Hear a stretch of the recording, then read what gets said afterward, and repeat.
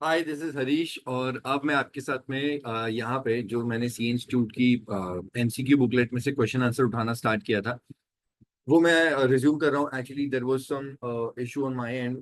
मैं इसलिए कुछ दिनों से वो बना नहीं पाया था वीडियो, बट अभी स्टार्ट कर रहा हूँ without wasting any time.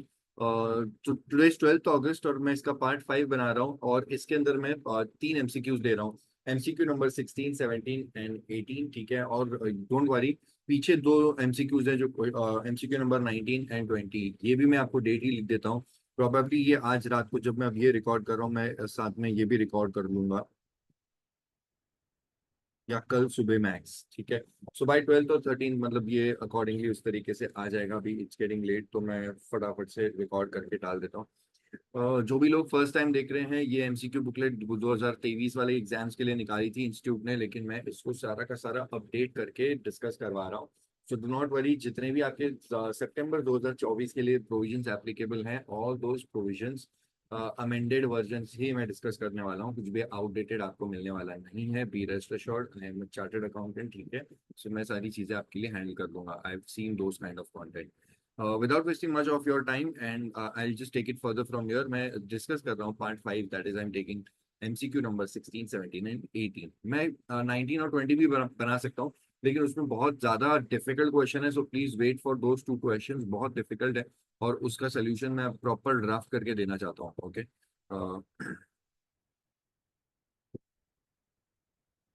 Just hang on, मैं तब तक वो क्वेश्चन 16 पे पहुंचूं फटाफट से।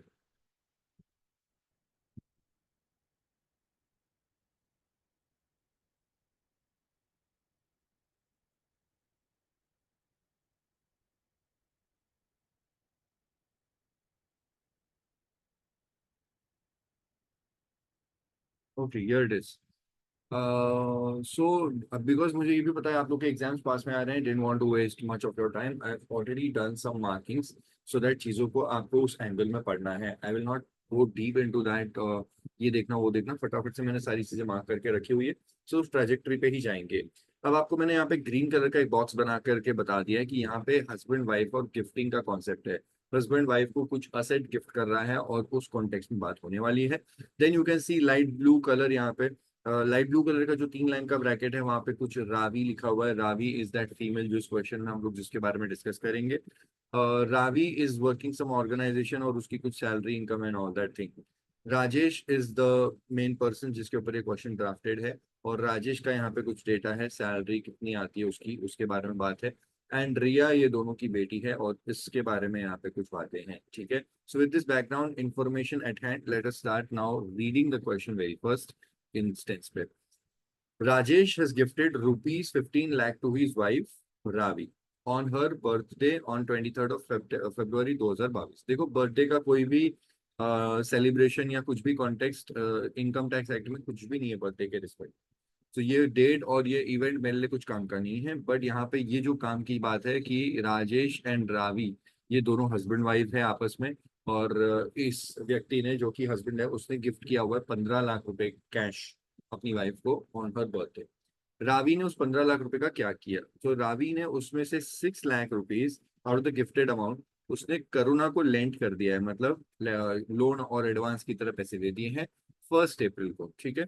तो पिछले साल फरवरी में उसको, अच्छा, इंस्टीट्यूट ने क्वेश्चन हमेशा बनाने का जो भी चेष्टा की है, वो प्रीवियस ईयर 22-23 दिमाग में रख के की है, ये वाली शीट के अंदर। Okay, so please be in that context के प्रीवियस ईयर 22-23 अभी चल रहा है। हालांकि प्रोविजन हम लोग आज की डेट के लगाएंगे, लेकिन साल हम लोग वो वाला पकड़ेंगे। ओके, सो 6 लाख रुपीज उसने गिफ्ट किया है 15 लाख में से, और ये कब किया उसने? साल के पहले दिन 1 अप्रैल को उसने, सॉरी, रावी ने लोन और एडवांस की तरह किसी करुणा नाम की फीमेल को दे दिया हुआ है 6 लाख रुपए लोन पे। और ये दिया है for 6 months, on which she received interest. तो उसने कुछ कमाया है, 30,000 रुपए का इंटरेस्ट कमाया हुआ है। और ये 30,000 रुपया she has invested in shares of a listed company. ये थोड़ी सी बात अपने लिए मैं हाईलाइट करना चाहूंगा, because this is one good piece of information. The said sum of rupees 30,000 was invested in shares of a listed company on 18th of October, which was later on sold for rupees 66,000 on 25th of March 2023। अब एक बात समझो, company के shares आपने लिए हैं 30,000 में, और उस 30,000 के शेयर्स को जब आपने कुछ समय के बाद बेचा तो आपको 66,000 रुपीज में बेचने को आया। मतलब यहाँ पे कैपिटल गेन्स नजर आ रहा है to the tune of rupees 36,000। Okay, तो 36,000 रुपये का कैपिटल गेन्स हुआ है।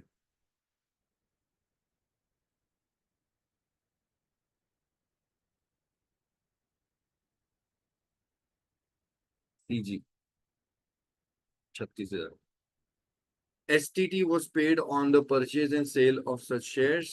तो ये बात ठीक है, मैं इसको यहाँ पे क्लोज कर देता हूँ। ये कैपिटल गेन्स की बातें हैं। अब वापस से आ जाते हैं वो गिफ्टेड अमाउंट पे। तो जो राजेश ने 15 लाख रुपए दिए थे उसमें से 6 लाख रुपए इसने करुणा को गिफ्ट की। गिफ्ट नहीं किए, सॉरी सॉरी, करुणा को लेंट किए हैं, लोन और एडवांस की तरह दिए हैं। करुणा से 6 लाख रुपए उसने 6 महीने के बाद वापस ले लिए, लेकिन उसने सूद समेत लिए हुए हैं, मतलब इंटरेस्ट आया है रुपीज 30,000 का। उसके बाद में ये 30,000 की इनकम को उसने कहीं पे इन्वेस्ट किया और वहां से जब पैसा वापस निकाला तो कैपिटल गेन्स हो गया 36,000 का। अब जो बाकी 9 लाख रुपए हैं उसका क्या? Balance amount of the gift was invested on 1st of April 2022 as capital by Ravi in her new business. She suffered a loss of rupees 22,000 in the business in financial year 22-23। ये पूरा वो 15 लाख रुपए की कहानी है। Okay, Ravi की personal life क्या है, कौन से सीन पे, what is her career thing. So Ravi is working with a private company. Okay, she is a sales executive at a salary of rupees 62,000 per month। She has paid rupees 33,500 towards tuition fees of her daughter Ria, which is studying in St. Thomas School, Mumbai।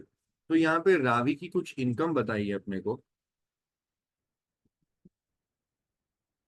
As well as Ravi की कुछ investments बताइए। और ये वो investments है जिनके ऊपर 80C का डिडक्शन मिलता है। डिडक्शन अंडर चैप्टर 6A में 80C में अगर एक व्यक्ति अपने चिल्ड्रन के लिए ट्यूशन फीस वगैरह का पैसा जो भरता है उसका डिडक्शन मिल जाता है। तो 3,500 रुपए towards tuition fees for her daughter who studying in school in India. 3,500 per month, मतलब पूरे साल का 35,000 प्लस साल 42,000 के आसपास कुछ होगा। राजेश के बाद में कहानी ये है कि Rajesh is working with an MNC और राजेश की salary, monthly salary is rupees 64,000। ये कहानी राजेश की हो गई। ऊपर रावी के बारे में समझ लिया और ऊपर ग्रीन कलर के ब्रैकेट अपने को गिफ्टिंग के बारे में बता दिया। देन अब वो जो उनकी डॉटर है रिया, उसके बारे में कुछ पॉइंट है यहाँ पे। He has gifted rupees 1,25,000, he मतलब Rajesh. He has gifted rupees 1,25,000 to Riya on her 13th birthday. This amount is deposited as 2 years term deposit with SBI in her name itself, on which interest of rupees 11,500 is earned during the previous year 22-23। तो देखो यहाँ पे आपको clubbing के provision समझ में आ जाएंगे। Minor की इनकम को क्लब किया जाता है। माइनर की इनकम को क्लब किया जाता है उसकी पेरेंट के साथ में, और वो भी वो वाला पेरेंट जिसकी टोटल इनकम हायर है। बट टोटल इनकम कौन से पॉइंट ऑफ व्यू से? Total income just before this thing, clubbing की इनकम को जोड़ने के पहले सब कुछ जोड़ जाड़ के देख लो। फाइनली आपको देख करके पता चलेगा कि मदर फादर किसकी टोटल इनकम ज्यादा है, और अकॉर्डिंगली जिस भी की टोटल इनकम ज्यादा उसमें डाल देना चाहिए। और ये जो इंटरेस्ट इनकम आपको दिख रहा है 11,500, ये रिया जो उनकी डॉटर है उसके बैंक अकाउंट से इंटरेस्ट आया है। जाहिर सी बात है माइनर के हाथ में इसको टैक्सेबल नहीं करेंगे, क्लब करेंगे पेरेंट्स के साथ में जिसकी इनकम ज्यादा होगी। वो तो पहले हम लोग को ये पूरा सम सॉल्व करके बाद ही पता चलेगा। अब एक बात समझते हैं, वो वाले चिल्ड्रन जो 3 कैटेगरीज में होते हैं उनकी इनकम को क्लब नहीं किया जाता है। उनकी इनकम, पहला, M से मजदूर, मतलब ऐसा कोई माइनर जिसने अपनी स्किल, अपने मैनुअल वर्क से उसने वो पैसा कमाया है। M से मैनुअल वर्क, M से मैं उसको उस क्लास में स्टूडेंट को बोलता हूँ मजदूर। दूसरा D से डिसेबल्ड, इनके ऊपर मुझे मजाक बनाना नहीं है, एक ऐसा चाइल्ड जिसकी डिसेबिलिटी का इशू है, तो वो वाले चाइल्ड के यहाँ पे आ जाता है। और H से होशियार, ठीक है, ऐसा चिंटू जिसने अपना कुछ होशियारी, अपना दिमाग लगा करके कुछ स्किल से उसने कुछ पैसे कमाए हैं। तो ये 3 तरीके के जो माइनर होते हैं इनकी इनकम को क्लब नहीं किया जाता, इनकी इनकम इनके हाथ में ही टैक्सेबल होती है। लेकिन मजे की बात यह है कि जो पहला वाला माइनर और थर्ड मैनुअल वर्क करने वाला चिंटू, और थर्ड वाला होशियार मतलब स्किल और कुछ अपना अपने दिमाग से पैसा कमाने वाला चिंटू, इनकी पहली primary income as well as secondary income दोनों की दोनों क्लब की जाती है। हालांकि ये क्लबिंग के क्वेश्चन में जितनी रेफरेंस की डेटा थी मैंने बता दी। इसके ऊपर कुछ और जरूरत अगर होगी तो क्वेश्चन के ऊपर बता दूंगा, यहाँ पे जरूरत नहीं है, जितना बता दिया काफी है। अब बात करते हैं gifting. Now before I enter into all those diagrams, मैंने कुछ चीजें ऑलरेडी बना के रखी हुई है, let me just find out and I will show you to you right away. ये आप देखो इधर, ये बेसिकली आपको मैंने डायग्राम यहाँ पे बना के दिखा दिया, just to save your and my my time itself. तो यहाँ पे राजेश जो कि इस, अरे यार क्या हो गया इसको भाई, वेट ऑन अ मिनट, ये क्वेश्चन नंबर 6 के आसपास आ गया।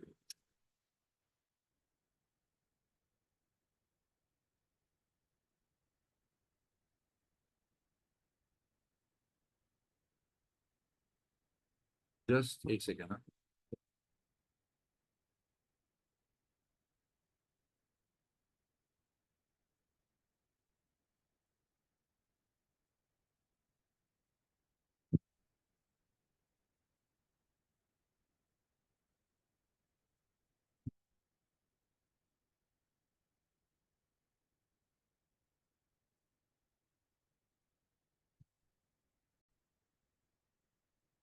Okay, so will resume from here.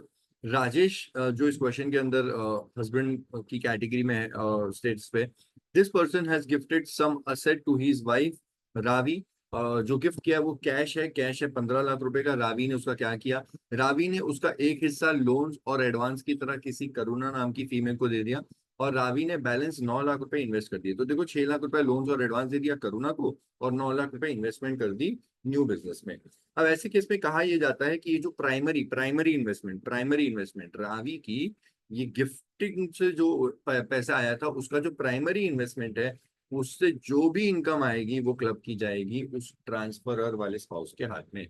आप आगे वाला डायग्राम देखेंगे आपको चीजें थोड़ा सा बेटर समझ में आएंगी। अब आप देखो, इसने जो लोन दिया था करुणा को, करुणा से इसको इनकम आया है 30,000 का, लेकिन ये इनकम आया तो रावी के हाथ में, लेकिन इनकम टैक्स वाले बोलते हैं रावी के हाथ में टैक्सेबल ना करके उसको क्लब करना पड़ेगा राजेश के हाथ में, and therefore income of rupees 30,000 is to be club with Rajesh. ये एक कहानी हो गई, करुणा से जो इनकम आई थी वो उसके हाथ में टैक्सेबल कर देनी है, क्लब कर देनी है। On the other hand investment करी थी 9 लाख रुपए की किसी बिजनेस के अंदर, और उस बिजनेस में लॉस हो गया। ये लॉस रावी के हाथ में आया तो था, लेकिन यहाँ पे कहा जाता है कि लॉस को भी हस्बैंड के नाम पे, दैट इज राजेश के नाम पे ही क्लब करना पड़ेगा। Loss of rupees 22,000 to be club with Rajesh. देखो एक बात समझो, यहाँ पे आपको मेरे ऊपर डाउट नहीं करना चाहिए, मैं आपको एक बार के लिए क्लियर बता रहा हूँ। ये बातें मॉड्यूल में भी लिखी हुई है और ये बात फैक्ट है। दैट इज, अगर आप क्लबिंग करने जा रहे हो तो not only income but also loss, not only income but also loss. Now in this case if you can C over here, income of rupees 30,000 और यहाँ पे है लॉस। तो सर क्या लॉस हम लोग को रावी के हाथ में ही रखना चाहिए? Answer is no. It is a clear stated provision. अगर क्लबिंग एप्लीकेबल होगा तो income as well as loss दोनों पे होगा। अगर ये गिफ्टिंग हुई थी वो वाला पैसा कहीं पे इन्वेस्ट किया हुआ है, इस पैसे को इन्वेस्ट किए जाने के टाइम, इन्वेस्ट करने के बाद इस पे जो भी इनकम आती है वो तो क्लब होगी ही होगी, बट इनकेस अगर इस पे कुछ लॉस बनता है तो वो भी उस ट्रांसफर स्पाउस के नाम पे ही डाला जाएगा। तो राजेश की जो भी उस एमएनसी में जॉब करने से इनकम होगी, that is 64,000 rupees per month की उसकी सैलरी थी, प्लस 30,000 रुपीज जो करुणा का इंटरेस्ट आया है वो भी राजेश के हाथ में ही टैक्सेबल करेंगे। और इस नए वाले बिजनेस में जो 22,000 का लॉस हुआ है वो भी राजेश के हाथ में ही टैक्सेबल करना होगा। ये आपका एक क्वेश्चन बनता है, मैं अभी जाकर के आपको बता दूंगा, बट बिफोर दैट कुछ और चीजें भी एक साथ देख करके क्वेश्चन देखेंगे। Now look at this, this diagram will make your doubts very clear and will take you to the next level. कुछ नहीं, मैंने उन्हीं चीजों को बेटर तरीके से ड्रॉ किया हुआ है और कुछ नहीं किया है। ये जो लोन का रिटर्न आया था तो वो जो इनकम आई थी वो इनकम ऊपर चली गई 30,000, और वो सीधा सीधा राजेश के हाथ में क्लब कर दिया। सिमिलरली नए बिजनेस से जो लॉस हुआ था 22,000, वो थोड़ा अलग करके फिर डायरेक्ट एरो बना करके राजेश के हाथ में ही उसको क्लब कर दिया, रावी के हाथ में उसको मैंने लाया ही नहीं। अब इस बात को और आगे से देखना है आपको, क्योंकि यहाँ पे आती है सेकेंडरी इन्वेस्टमेंट। ये बहुत खूबसूरत कॉन्सेप्ट है। अब अगर ये वाली जो प्राइमरी इन्वेस्टमेंट इसने करी थी, जो 6 लाख और 9 लाख रुपए, ये तो गिफ्टिंग आया था, और इसके 6 लाख और 9 लाख रुपए के ऊपर जब भी कोई इनकम आई थी या लॉस आया था वो तो राजेश के हाथ में डाल दिया।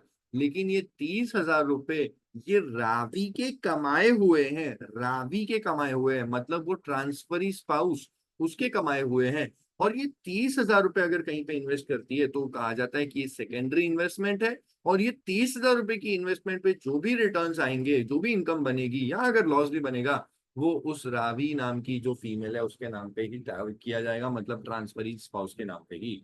और इसी तरीके से मैंने आपको बताया था 30,000 रुपये उसने कुछ कंपनी के शेयर्स में इन्वेस्ट किया हुआ है, और यहीं पे 30,000 के शेयर्स को बेचने के टाइम पे 66,000 में उसको बेच रही थी, तो 36,000 रुपीज का कैपिटल गेन्स हुआ है। और 36,000 रुपीज का capital gains is not to be clubbed, it is taxable in the hands of Ravi. आप देख सकते हो ऑरेंज कलर का एरो मार्क डाल करके रावी के नाम पे डाल दिया। अब यहाँ पे मुद्दे तीन चीजों के हैं। पहली बात, करुणा से जो इंटरेस्ट आया किसके हाथ में टैक्सेबल होगा? आंसर इज राजेश के हाथ में क्लब किया जाएगा, बिकॉज वो प्राइमरी इन्वेस्टमेंट के ऊपर कमाई हुई इनकम है। दूसरा, जो नए बिजनेस का लॉस है वो किसके हाथ में क्लब किया, वो किसके हाथ में टैक्सेबल किया जाएगा? तो वो क्लब कर दिया जाएगा राजेश के हाथ में, and will be taxable in the hands of Rajesh. क्योंकि अगेन ये भी एक लॉस जनरेट हुआ था ऑन द प्राइमरी इन्वेस्टमेंट, और प्राइमरी इन्वेस्टमेंट पे जो भी इनकम या लॉस होती है वो उस ट्रांसफरर स्पाउस के नाम पे ही ठोक देना चाहिए। तीसरी बात, अगर वो सेकेंडरी इन्वेस्टमेंट जो की थी 30,000 के ऊपर, उसका जो कैपिटल गेन्स है वो कैपिटल गेन्स किसके नाम पे टैक्सेबल करना होगा? वो कैपिटल गेन्स हमको उस ट्रांसफरी स्पाउस मतलब वो रावी के हाथ में टैक्सेबल करना होगा, बिकॉज सेकेंडरी इन्वेस्टमेंट की जो इनकम होती है उसकी क्लबिंग हमको नहीं करनी चाहिए। This is your go to diagram, take a pause एंड इसको आप स्क्रीनशॉट की तरह अपने फोन में ले लीजिए या कॉपी में बना लीजिए। This is your final data with respect to वो ग्रीन कलर का जो मैंने हस्बैंड वाइफ गिफ्टिंग लिखा हुआ था। Now coming back to the question and getting back to all the other data the question has to offer. Over here we've covered three parts as I said. Primary investment जो करुणा से interest आया था, as well as नए business का जो loss था, दोनों आपको राजेश के नाम पे टैक्सेबल कर देना है। और तीसरी बात, जो सेकेंडरी इन्वेस्टमेंट की 36,000 की कैपिटल गेन है, ये रावी के हाथ में ही हमको टैक्सेबल करना होगा। बहरहाल क्वेश्चन की कुछ और डिटेल्स हैं, और एक महत्वपूर्ण पॉइंट जो मेरा रीड करना रह गया था, I just show you right away. यहाँ पे I'll put a green color highlighter to indicate that there is some beautiful information, or rather I'll put a blue. There is some very beautiful information which you should go across. यहाँ पे both Rajesh and Mrs. Ravi opt to pay tax under 115 BAC। खतरनाक। ये question में कह रहे हैं कि दोनों हस्बैंड वाइफ को न्यू रिजीम में टैक्सेबिलिटी करनी है। तो ये बात आपको पता होनी चाहिए कि अब न्यू रिजीम से आपको ये सम सॉल्व करना होगा।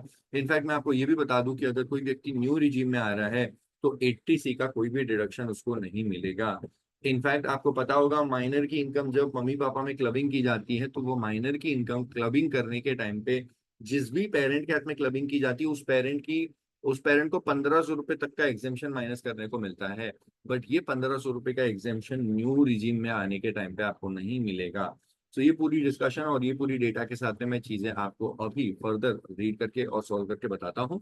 बहरहाल हम चीजों को थोड़ा सा डिटेल में जाकर के चेक करते हैं। पहली बात ध्यान देना, याद करो, Ravi is working with a private company and she is the sales executive. She is got a salary of ₹62,000 per month. Okay, so multiplied by 12 you will get पूरे साल का सैलरी। दूसरा, रावी की इनकम में कैपिटल गेन्स भी उसी का 36,000, तो वो भी उसके हाथ में डालना पड़ेगा। ठीक है। तीसरा, ये जो 3,500 का उसने ट्यूशन फीस पे किया हुआ है अपनी डॉटर रिया के नाम पे, क्या उसको 80C का डिडक्शन मिलेगा? आंसर इज नो, 80C नहीं मिलेगा, क्योंकि क्वेश्चन क्लियरली बोल रहा है दोनों के दोनों न्यू रिजीम में आ गए हैं, Ravi as well as Rajesh. तो 80C का डिडक्शन नहीं मिलेगा। तो ये वाला जो डेटा है आपका 3,500 रुपए का ट्यूशन फीस, ये डेटा इस क्वेश्चन में इस केस में काम का नहीं है। ओल्ड रिजीम में होते तो इसको माइनस करने को मिल जाता। Rajesh on the other hand, इसकी मंथली सैलरी 64,000 मल्टीप्लाइड बाय 12 करना तो आपको पूरे साल की सैलरी मिलेगी। अब एक बात भी ये भी समझो कि रावी और राजेश ये दोनों सैलरीड एम्प्लॉय है, और अगर सैलरीड एम्प्लॉय है तो क्वेश्चन में आपको सैलरी बोला है, दिस इज ग्रॉस सैलरी। आपको दोनों के केस में, Ravi as well as Rajesh दोनों के केस में 50,000 रुपए का स्टैंडर्ड डिडक्शन भी माइनस करना है। सो अगर मैं आप वर्बली आपको बता दूं तो रावी के केस में आप क्या करोगे? रावी के केस में 62,000 मल्टीप्लाइड बाय 12 ये आपको पूरे साल की सैलरी देगा, but that is only gross salary, उसमें से माइनस करना 50,000 का स्टैंडर्ड डिडक्शन। अब जो आंसर आएगा वो होगा इनकम फ्रॉम सैलरीज। दूसरी बात, राजेश के ऊपर, अच्छा, जो कैपिटल गेन्स है वो भी रावी के हाथ में ही डालना है आपको, 36,000 रुपए वाला। ओके। तीसरा, राजेश की जब इनकम कंप्यूट करोगे तो 64,000 इंटू 12 ये ग्रॉस सैलरी आएगी, उसमें से 50,000 रुपए का स्टैंडर्ड डिडक्शन माइनस कर देना। अब ये राजेश की सैलरी इनकम होगी, बट राजेश को और आपको IFOS इंटरेस्ट का इधर 30,000 रुपए जो करुणा से आया वो राजेश के हाथ में टैक्सेबल करना है। और पीजीबीपी का लॉस है 22,000। पीजीबीपी का लॉस सैलरी इनकम के सामने आप एडजस्ट नहीं कर सकते, बट आपको पीजीबीपी का लॉस एनी अदर हेड के सामने एडजस्ट करने को मिलेगा। राजेश के पास में IFOS अदर सोर्स की इनकम बनी ना, वो रावी का 30,000 का इंटरेस्ट आ गया क्लब करके अपने हाथ में, करुणा से जो आया था, तो फिर 22,000 का जो लॉस है वो IFOS की इनकम के सामने एडजस्ट किया जा सकता है। ठीक है, तो इस तरीके से हम लोग ये दोनों तीनों लोगों का बनाएंगे, और अब फाइनली चेक कर लेंगे कि किसकी इनकम ज्यादा है। जिस भी पेरेंट की इनकम ज्यादा होगी उसमें रिया, जो कि इनकी माइनर डॉटर है, उस माइनर डॉटर का 11,500 रुपए का जो इंटरेस्ट है वो क्लब किया जाएगा। हालांकि इसमें से 1,500 रुपए का जो एग्जेम्पशन होता है वो नहीं मिलेगा, क्योंकि न्यू रिजीम में 1,500 रुपए का एग्जेम्पशन माइनर की क्लबिंग के टाइम पे नहीं मिलता। और जैसे ही हम वो पूरा डेटा रेडी कर लेंगे, हमको यहाँ पे क्वेश्चन आंसर सॉल्व करने के लिए पूरी बातें रेडी हो जाएंगी। मीनवाइल अगर आप कर रहे हो तो अच्छी बात है, मैं स्क्रीन पॉज कर देता हूँ, बट अगर आपने नहीं किया या आप वेट कर रहे हो कि मैं ही सॉल्व कर लूँ, सो डोंट वरी, मैंने यहाँ पे किया हुआ है। ठीक है, just a second before I get on to that point.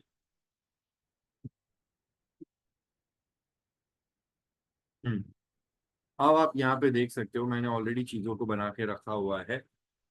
Rajesh का कॉलम ये रहा, ये रावी है और रिया है। रिया आप देख सकते हो नील नील नील नील नील नील नील, तो रिया की इनकम कुछ भी नहीं है। रिया की जो भी इनकम आती है वो क्लब कर दी जाती है पेरेंट्स में। अब सैलरी की इनकम को कंप्यूट करने के लिए मैंने राजेश के लिए यहाँ पे लिखा हुआ है 64,000 इंटू 12, इससे साल भर की सैलरी आ गई। उसमें से माइनस कर रहा हूँ 50,000 का स्टैंडर्ड डिडक्शन। अब राजेश के लिए जो सैलरी वाला इनकम आया है वो 7,18,000, 7,18,000। On the other hand Ravi की सैलरी 62,000 पर मंथ की थी। 62,000 इंटू 12 माइनस 50,000 का स्टैंडर्ड डिडक्शन, रावी की सैलरीज इनकम बनती है 6,94,000। अब उसके बाद में पीजीबीपी का लॉस है, वो क्लब करना है राजेश के हाथ में 22,000। और IFOS का इंटरेस्ट ऑन लोन है वो भी क्लब करना है राजेश के हाथ में 30,000। ये पीजीबीपी का जो लॉस है, मैं आपको एरो मार्क करके बता देता हूँ। ये जो पीजीबीपी का लॉस है इसको हम IFOS की इनकम के सामने एडजस्ट कर सकते हैं। इट इज इनफ अमाउंट जो हम लोग को 22,000 का लॉस कर एडजस्ट करना है, और इनकम 30,000 की है, तो ऐसे केस में ये एडजस्ट हो सकता है। और रावी के हाथ में capital gains STCG under section 111A, क्योंकि वहां पे लिखा हुआ था STT पे किया हुआ है, बेचते वक्त खरीदते वक्त STT वगैरह पे किया हुआ है, तो उस केस में ये जो 36,000 रुपए का STCG हुआ है वो 111A वाला हुआ है, और ये रावी के हाथ में टैक्सेबल करना है। सो राजेश की सैलरी इनकम प्लस पीजीबीपी का लॉस और प्लस IFOS का आपका इनकम टोटल आपको मिलता है 7,26,000। रावी की इनकम सैलरी 6,94,000, 36,000 का कैपिटल गेन। रावी की गॉड टोटल इनकम 7,30,000। तो भाई साहब आप यहाँ पे देख सकते हो कि रावी की इनकम इससे 4,000 रुपए से ज्यादा है। This is only 7,26,000, Ravi 7,30,000, and therefore minor की जो 11,500 रुपए की इनकम है जो रिया की, जो उसकी mother that is Mrs Ravi के हाथ में टैक्सेबल की जाएगी। Income of minor club with Ravi 1,500 रुपए का exemption is not allowed under section 115 BAC, and therefore पूरा 11,500 यहाँ पे टैक्सेबल कर दिया जाता है। जो आपको अमाउंट देखने को मिल रहा है रावी के केस में वो बन जाता है 7,41,500, और राजेश के केस में 7,36,000, रिया के हाथ में नील। डिडक्शंस अंडर चैप्टर 6 से वगैरह कुछ भी नहीं है, क्योंकि 115 BAC आपको सिर्फ दो तीन चीजों का ही डिडक्शन देता है चैप्टर 6 से का। 80 CCD2, 80 JJAA एंड 80 LA और 80 CCH वो नया स्कीम आया है अग्निवीर कॉर्पस में। हालांकि इस क्वेश्चन में ऐसा कुछ भी नहीं है, इसलिए चैप्टर 6A का डिडक्शन यहाँ पे देखने को आपको नहीं मिल रहा है। फाइनली जो इनकम बनती है वो राजेश की 7,26,000 एंड 7,41,500 ये बनती है रावी की। This is what we completed entire discussion on question 16। अब इसके क्वेश्चन आंसर जो MCQ फॉर्मेट वाले हैं वो फटाफट से एक बार देख लेते हैं हम लोग।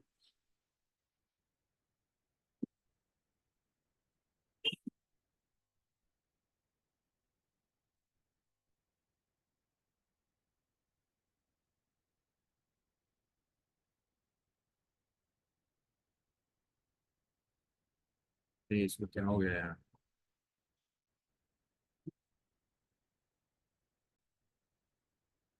ओके, वो कुछ तो पता नहीं सिस्टम बार बार मेरा एरर कर रहा है। ओके, मैं ये रिज्यूम कर रहा हूँ यहाँ पे। In whose hands interest income receive from Karuna and interest on FD in the deposit in the name of Riya will be included. अब आप यहाँ पे ध्यान दीजिए मैं क्या कह रहा हूँ। करुणा वाली जो है इंटरेस्ट इनकम है, इंटरेस्ट इनकम रिसीव फ्रॉम करुणा, ये आपको राजेश के हाथ में टैक्सेबल करना है। एंड जो लड़की डॉटर रिया है उसके हाथ में जो एफडी का इंटरेस्ट आया है in the name of Riya, this will be included in उसकी वाइफ रावी के नाम पे। ओके, तो किसके हाथ में इंटरेस्ट इनकम टैक्सेबल किया जाएगा? करुणा वाला इंटरेस्ट वो राजेश के हाथ में, और एफडी का इंटरेस्ट किसके हाथ में टैक्सेबल किया जाएगा? रिया की एफडी के ऊपर जो इंटरेस्ट आया था वो रावी के हाथ में। तो राजेश, पहले राजेश फिर Ravi. Okay, both interest income is to be included in the hands of Rajesh, गलत। Both interest income is to be included in the hands of Ravi, गलत। Interest income from Karuna to be included in the hands of Ravi and interest on 2 years FD deposit in the hands of Rajesh, उल्टा कर दिया इन्होंने। Point D, interest income from Karuna to be included in the hands of Rajesh, yes perfect, ये है वो point जो मैं कह रहा था इधर। And interest on 2 years term deposit to be included in the hands of Ravi, ये रहा। Okay, so the correct option in this scenario is option D.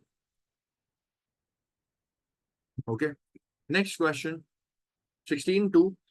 In whose hands income from law in whose hands loss from business and capital gains would be included? ठीक है, so business का जो loss है, assume that the capital invested in the business was entirely out of funds gifted by her husband, ठीक है। तो business का जो भी loss है ये हम लोग को लेके जाना है राजेश के नाम पे,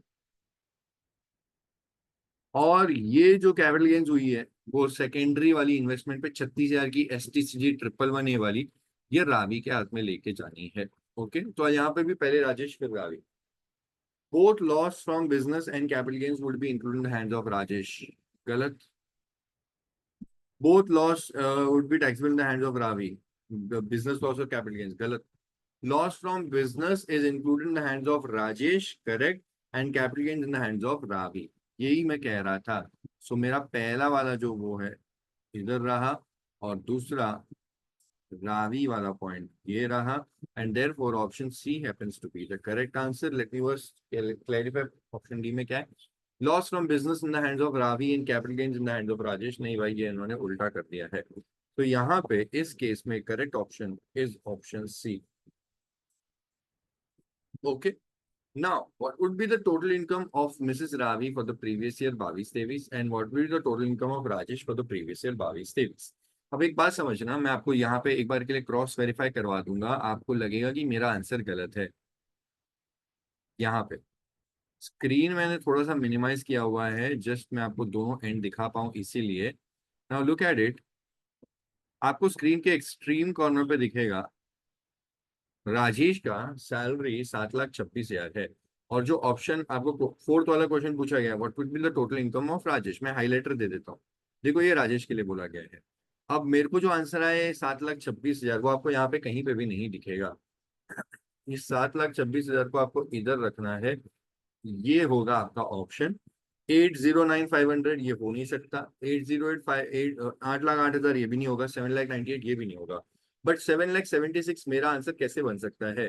देखो 7,76,000 में से अगर आप माइनस करते हो एग्जैक्टली ₹50,000, तो आपको आंसर मिल जाएगा जो मैं बता रहा हूँ, दैट इज ₹7,26,000। ओके, तो एक बात समझना, ये जब क्वेश्चन ड्राफ्ट किया था उस जमाने में न्यू रिजीम के अंदर 50,000 का स्टैंडर्ड डिडक्शन भी नहीं मिलता था, और अगर आप स्टैंडर्ड डिडक्शन 50,000 का यहाँ पे कंसिडर नहीं करोगे तो आपकी इनकम बढ़ जाएगी, 7,76,000 बन जाएगी, क्योंकि 50,000 का स्टैंडर्ड डिडक्शन माइनस करने को नहीं मिलता था पहले। अब आपको पढ़ने की जरूरत नहीं है। आपका करेक्ट आंसर क्या बनेगा? आपका करेक्ट आंसर बनेगा 7,26,000। वही मैं आपको बोल रहा था कि मैं इंस्टीट्यूट के क्वेश्चन को अपडेट कर दूंगा, टेंशन मत लेना। Okay, so now the correct option will be option A. You can not call कि मेरा आंसर 7,76,000 है, because there is an update, there is an amendment. तो वी कैन नाउ कॉल कि हमारा ऑप्शन और ए में हम लोग अपने हाथ से बना रहे हैं 7,26,000। सिमिलर लाइंस पे रावी ने भी 50,000 का स्टैंडर्ड डिडक्शन खाया हुआ है। अब रावी की अगर आप इनकम देखते हैं, मैंने एकदम जूम आउट करके आपको दोनों स्क्रीन दोनों दिखा रहा हूँ एंड टू एंड। अगर आप देख रहे हैं तो रावी की इनकम आ रही थी 7,41,500, और यहाँ पे ऐसा कुछ भी फिगर नहीं है। 6,88,000, 7,80,000, 7,91,500 एंड डी वाला 790। बट फिर भी अगर आप चाहो तो उसको फिट कर सकते हो ऑप्शन सी के अंदर। ऑप्शन सी में आप उसको फिट कर सकते हो। आपने रावी का जो ये वाला आंसर दिखा रहा है 7,91,500, इसमें से आपने माइनस करना है 50,000 रुपये का स्टैंडर्ड डिडक्शन। अब आपको जो आंसर आएगा वो वही आएगा जो हमारा आया था, 7,41,500।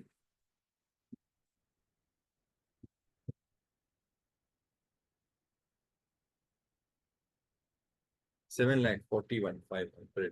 ओके। सो ये था पूरा डेटा। अब मैं आपको यहाँ पे बता देता हूँ और लिख भी देता हूँ कि हमारा आंसर क्या आया है। और इंस्टीट्यूट का भी आंसर यही है। मैंने बस आपको ऑप्शन सी उन्होंने लिखा हुआ है, मैंने उसमें से 50,000 का स्टैंडर्ड डिडक्शन माइनस करके अपना आंसर भी वही बना दिया। इसमें भी उन्होंने वही शायद से लिखा हुआ है, तो याद आ नहीं रहा। Let's see. C and this should be option A. तो पहला वाला हमारा था डी, ये है डी। फिर सी, सी ए, ये देखो करेक्ट हो गया। डी, सी, सी ए। ओके। 7,91,000 में से मैं माइनस करता हूँ ₹50,000, एंड 7,60,000 में से मैं 776 में से मैं माइनस करता हूँ 50,000 स्टैंडर्ड डिडक्शन। अब मुझे मिलेगा मेरा correct answer point option C में 7,41,500, एंड यहाँ पे 7,26,000। This is Rajesh's income and this is Ravi's income। ये राजेश और ये Ravi. Okay, so this is how we completed question number 16. Now I'll take you to the next question, question number 17। Miss Hetal, अच्छा इसमें मैंने bifurcation करके रखा हुआ है, not worry. This question is going to be covered into three parts. Miss Hetal के बारे में कुछ बात की गई है, फिर हेतल के फादर के बारे में बात की गई है, और हेतल के ग्रैंडफादर के बारे में बात की गई है। हम लोग पहले आप को मैं बता दूं, हम लोग लाइन से जाते हैं और सारी चीजों को यहाँ पे वाइंड अप कर देते हैं, या फिर आपको मैं दो छोटे कॉन्सेप्ट पहले करवा देता हूँ, और ये दोनों अलग है, इनमें आपको ऊपर हेतल से कुछ कनेक्ट होने की जरूरत नहीं है। Now I take you to Hetal's father concept पे पहले लेकर के जाता हूँ आपको यहाँ पे। Just read this with me and then will take up Hetal के ग्रैंडफादर के बारे में क्या बोला गया है, और इनके रिलेटेड का क्वेश्चन सॉल्व कर देते हैं। हेतल के कुछ फादर, मिस हेतल के फादर हैं जिनकी एज है 58 years, and he has a capital gains. He got a capital gains of ₹5 crores, and वो हुआ था from sale of house property. इन्होंने री इन्वेस्टमेंट कर दिया, he reinvested the proceeds from sale in another residential house. तो जो घर में से उसको कैपिटल गेन्स हुआ है 5 करोड़ का, वो कैपिटल गेन्स उसने कहीं पे इन्वेस्टमेंट कर दिया। कितना इन्वेस्टमेंट कर दिया? 4,98,000। बेचा क्या था? House property. आ क्या रहा है? House property. बेचा क्या था? ऑन मतलब खरीदा क्या बेटर पर्सपेक्टिव से? Residential house. ये जरा अच्छी बात है। अगर आप हाउस प्रॉपर्टी बेचते हो और सामने अगर आप एक रेजिडेंशियल हाउस लेते हो, रेजिडेंशियल हाउस बेचा, सामने रेजिडेंशियल हाउस खरीदा, तो ऐसे केस में जो भी कैपिटल गेन्स का अमाउंट था, 5 करोड़ का अमाउंट था, अगर ये पूरा का पूरा 5 करोड़ आपने नए घर में इन्वेस्टमेंट कर दिया, तो ये 5 करोड़ का जो अमाउंट है दिस विल बिकम एग्जेम्प्ट, और ये है एग्जेम्पशन अंडर सेक्शन 54। ये आपने कैपिटल गेन्स कैपिटल में के पढ़ के रखा हुआ होगा। तो यहाँ पे हेजल के फादर को 5 करोड़ का कैपिटल गेन्स हुआ है, लेकिन 5 करोड़ के कैपिटल गेन्स में से 4,98,00,000 he has invested, and he is invested in a new residential house। तो कंडीशन ये है कि बेचते वक्त जो असेट आपने बेचा है वो एक रेजिडेंशियल हाउस, एक हाउस प्रॉपर्टी होना चाहिए, और दूसरा जो इसमें आपने इन्वेस्टमेंट किया है वो भी एक रेजिडेंशियल हाउस होना ही चाहिए। और जितना कैपिटल गेन्स है उतना पूरा पूरा अमाउंट अगर आप डिपॉजिट कर देंगे तो पूरा एग्जेम्पशन, या फिर जितना आपने नए घर के लिए इन्वेस्ट किया उतना आपको एग्जेम्पशन मिल जाएगा। इस केस के अंदर अंकल ने 4,98,00,000 का इन्वेस्टमेंट किया हुआ है नए घर के अंदर, तो अंकल को 4,98,00,000 का एग्जेम्पशन मिल जाएगा। जो बैलेंस 2 लाख रुपीज है वो अंकल की कैपिटल गेन्स इनकम मान ली जाती है। बट अगर ये पैसा भी वो लोग एक अंकल उसको एक CGDS की एक स्कीम होती है, capital gains deposit amount scheme, CGDS, capital gains deposit scheme. इसके अंदर अगर पैसा डाल देते हैं, बैंक में जाकर के एक सेपरेट अकाउंट खोलना होता है, वो 2 लाख रुपए भी अगर इसमें डाल दिए और बाद में फिर घर के लिए यूटिलाइज कर दिए, तो एग्जेम्पशन उस 2 लाख का भी मिल जाएगा। The remaining sale proceeds were deposit in savings bank account ना, ये अच्छी बात नहीं है। आपको डिपॉजिट यहाँ पे नहीं करना चाहिए, अगर आपको रिमेनिंग प्रोसीड्स का भी एग्जेम्पशन चाहिए तो आपने डिपॉजिट करना चाहिए under CGDS। He has paid rupees 1,50,000 towards LIC premium. He has no other source of income. ये बड़ी अच्छी बात कही आप। No other source of income. Okay. और इन्होंने कुछ 80C का डिडक्शन भी लिया हुआ है। अगर मैं आपको इनकी इनकम बता दूं तो इनकी इनकम जो नेट बनेगी, नेट कैपिटल गेन बनेगा आफ्टर एग्जेम्पशन, वो होगा ₹2 lakhs। ओके। और बाकी इनकी कोई और अदर इनकम है नहीं। तो इनकी जो GTI बनेगी वो भी होगी ₹2 lakhs। और अगर अंकल ओल्ड रिजिम में जाते हैं तो वो 80C का डिडक्शन चैप्टर 6 से वाला 80C ले सकते हैं, बिकॉज LIC का प्रीमियम पे किया हुआ है 1.5 लाख रुपए का। तो ये 1.5 लाख रुपए भी अगर अंकल का आप माइनस कर दें तो आपको अंकल की टोटल इनकम मिलेगी ओनली ₹50,000। ओके, इस बात को ध्यान देना। हेतल के ग्रैंडफादर ये एक ऐसे व्यक्ति हैं जिनकी एज 81 ईयर्स हो चुकी है। अंकल की दादाजी की जो इनकम है वो इंटरेस्ट इनकम है, वो आती है उनको फिक्स डिपॉजिट से ₹6 lakhs। अंकल हैज दादाजी आई मीन दादाजी has no other income for the previous year 22-23। He has to fly to the US for his treatment of cancer on 31st of July, and his return of income is not filed before he is flying to the US. Now, in this case, uncle ji की जो income है वो threshold के ऊपर है। देखो, uncle grandfather है, ये ओल्ड रिजिम में रहते हैं, तो इनको 5 लाख रुपए तक का जो भी रहता है स्लैब का बेनिफिट मिल जाता है। और थ्रेशोल्ड अगर आपका क्रॉस हो जाता है तो फिर अकॉर्डिंगली चीजें कुछ पॉइंट पर उस तरीके से बोली जाती है। अंकल को बेसिक एग्जेम्पशन लिमिट से ऊपर अगर इनकम चली जाती है तो फिर रिटर्न फाइल करना ही पड़ेगा। ये मैं बोल रहा हूँ दादाजी के लिए, क्योंकि दादाजी की सीनियर सिटीजन या सुपर सीनियर सिटीजन के हिसाब से 81 है, तो 5 लाख तक का इनको थ्रेशोल्ड मिल जाता है। ओके, ओल्ड रिजिम में। Based on the facts of the case scenario given above, choose the most appropriate answer to the following questions। बात करते हैं, मैं आपको 2 क्वेश्चन बताता हूँ जो हेतल के फादर और ग्रैंडफादर के ऊपर है। हेतल के फादर हेतल के फादर इनको रिटर्न फाइल करना है कि नहीं? देखो यहाँ पे, is Hetal's father required to furnish his return of income for the assessment year 23-24। अब एक बात समझो, मैंने अभी आपको बोला था कि इनकम अगर आपकी बेसिक एग्जेम्पशन लिमिट के ऊपर चली जाती है तो आपको रिटर्न फाइल करना पड़ेगा। अब दादाजी जो सॉरी हेतल के फादर है उनके लिए पूछा हुआ है, तो हेतल की फादर की जो टोटल इनकम है क्या वो बेसिक एग्जेम्पशन के ऊपर है? Answer is no. क्या वो बेसिक एग्जेम्पशन के अंदर ही है? हाँ, इनकी एज 58 ईयर्स है और इनके लिए बेसिक एग्जेम्पशन ओल्ड रिजिम में 2.5 लाख, न्यू रिजिम के अंदर 3 लाख। यहीं पे है सबसे बड़ा कैच। यहाँ पे जब रिटर्न फाइलिंग की बात आती है तो आपने ध्यान देना चाहिए रिटर्न फाइलिंग चैप्टर का इंफॉर्मेशन। और रिटर्न फाइलिंग का चैप्टर का इंफॉर्मेशन का चैप्टर जो बोलता है वो ये, ऐसा व्यक्ति whose total income including clubbed income during the previous year exceeds basic exemption limit। तो हेतल के फादर की टोटल इनकम तो बेसिक एग्जेम्पशन को एक्सीड नहीं कर रही है, बट इनकी भाषा देखो क्या बोलते हैं, should it must be exceeding basic exemption limit without giving effect to capital gains का एग्जेम्पशन सेक्शन 54। उसका बेनिफिट मत लो, 54 का एग्जेम्पशन का बेनिफिट मत लो, उसके बिना बताओ। और दूसरा, अंडर चैप्टर 6A अभी हमने 1.5 लाख रुपए का 80C माइनस किया, उसका भी इफेक्ट मत दो। अब बताओ कि आपकी इनकम बेसिक एग्जेम्पशन के ऊपर जा रही है कि नहीं जा रही है? अगर जा रही है तो आपको रिटर्न फाइल करना पड़ेगा। ठीक है, उस टोटल इनकम तो फॉलोइंग लोगों को income return of income file करना पड़ेगा, कंपलसरी फाइलिंग ऑफ रिटर्न। तो केस 1 में कंपनी और फर्म है, इनको तो कंपलसरी फाइल करना ही करना है। लेकिन केस 2 के अंदर है आपके पास में individual HUF AOP BOI AJP और इंडिविजुअल है हेतल के फादर, जिनके लिए total income is exceeding basic exemption limit. क्योंकि हमको ऐसे नहीं देखना होता, हमको देखना होता है 54 की एग्जेम्पशन जो भी है कैपिटल गेन्स की वो छोड़ दो, और सेक्शन 80C वाला मतलब पूरा चैप्टर 6A का जो डिडक्शन है वो पूरा छोड़ दो। वो सब का एडजस्टमेंट किए बिना चेक करो क्या बेसिक एग्जेम्पशन के ऊपर आपकी इनकम जा रही है। इफ यस देन आपको रिटर्न फाइल करना पड़ेगा। आपको ये बता दूं इधर सेक्शन 54 की कहानी। सेक्शन 54 बोलता है, देखो इधर ट्रिगर इवेंट क्या है। सेक्शन 54 का trigger event is you have transferred some long term capital asset which is nothing but a residential house RH। और आपने सामने क्या लिया है, यू हैव परचेज और constructed one new residential house in India.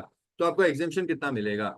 The exemption amount is equal to cost of new RH। तो हमारे case में अंकल ने 4 करोड़ 98 लाख का इन्वेस्टमेंट कर दिया था, तो इतना तो मिल जाएगा।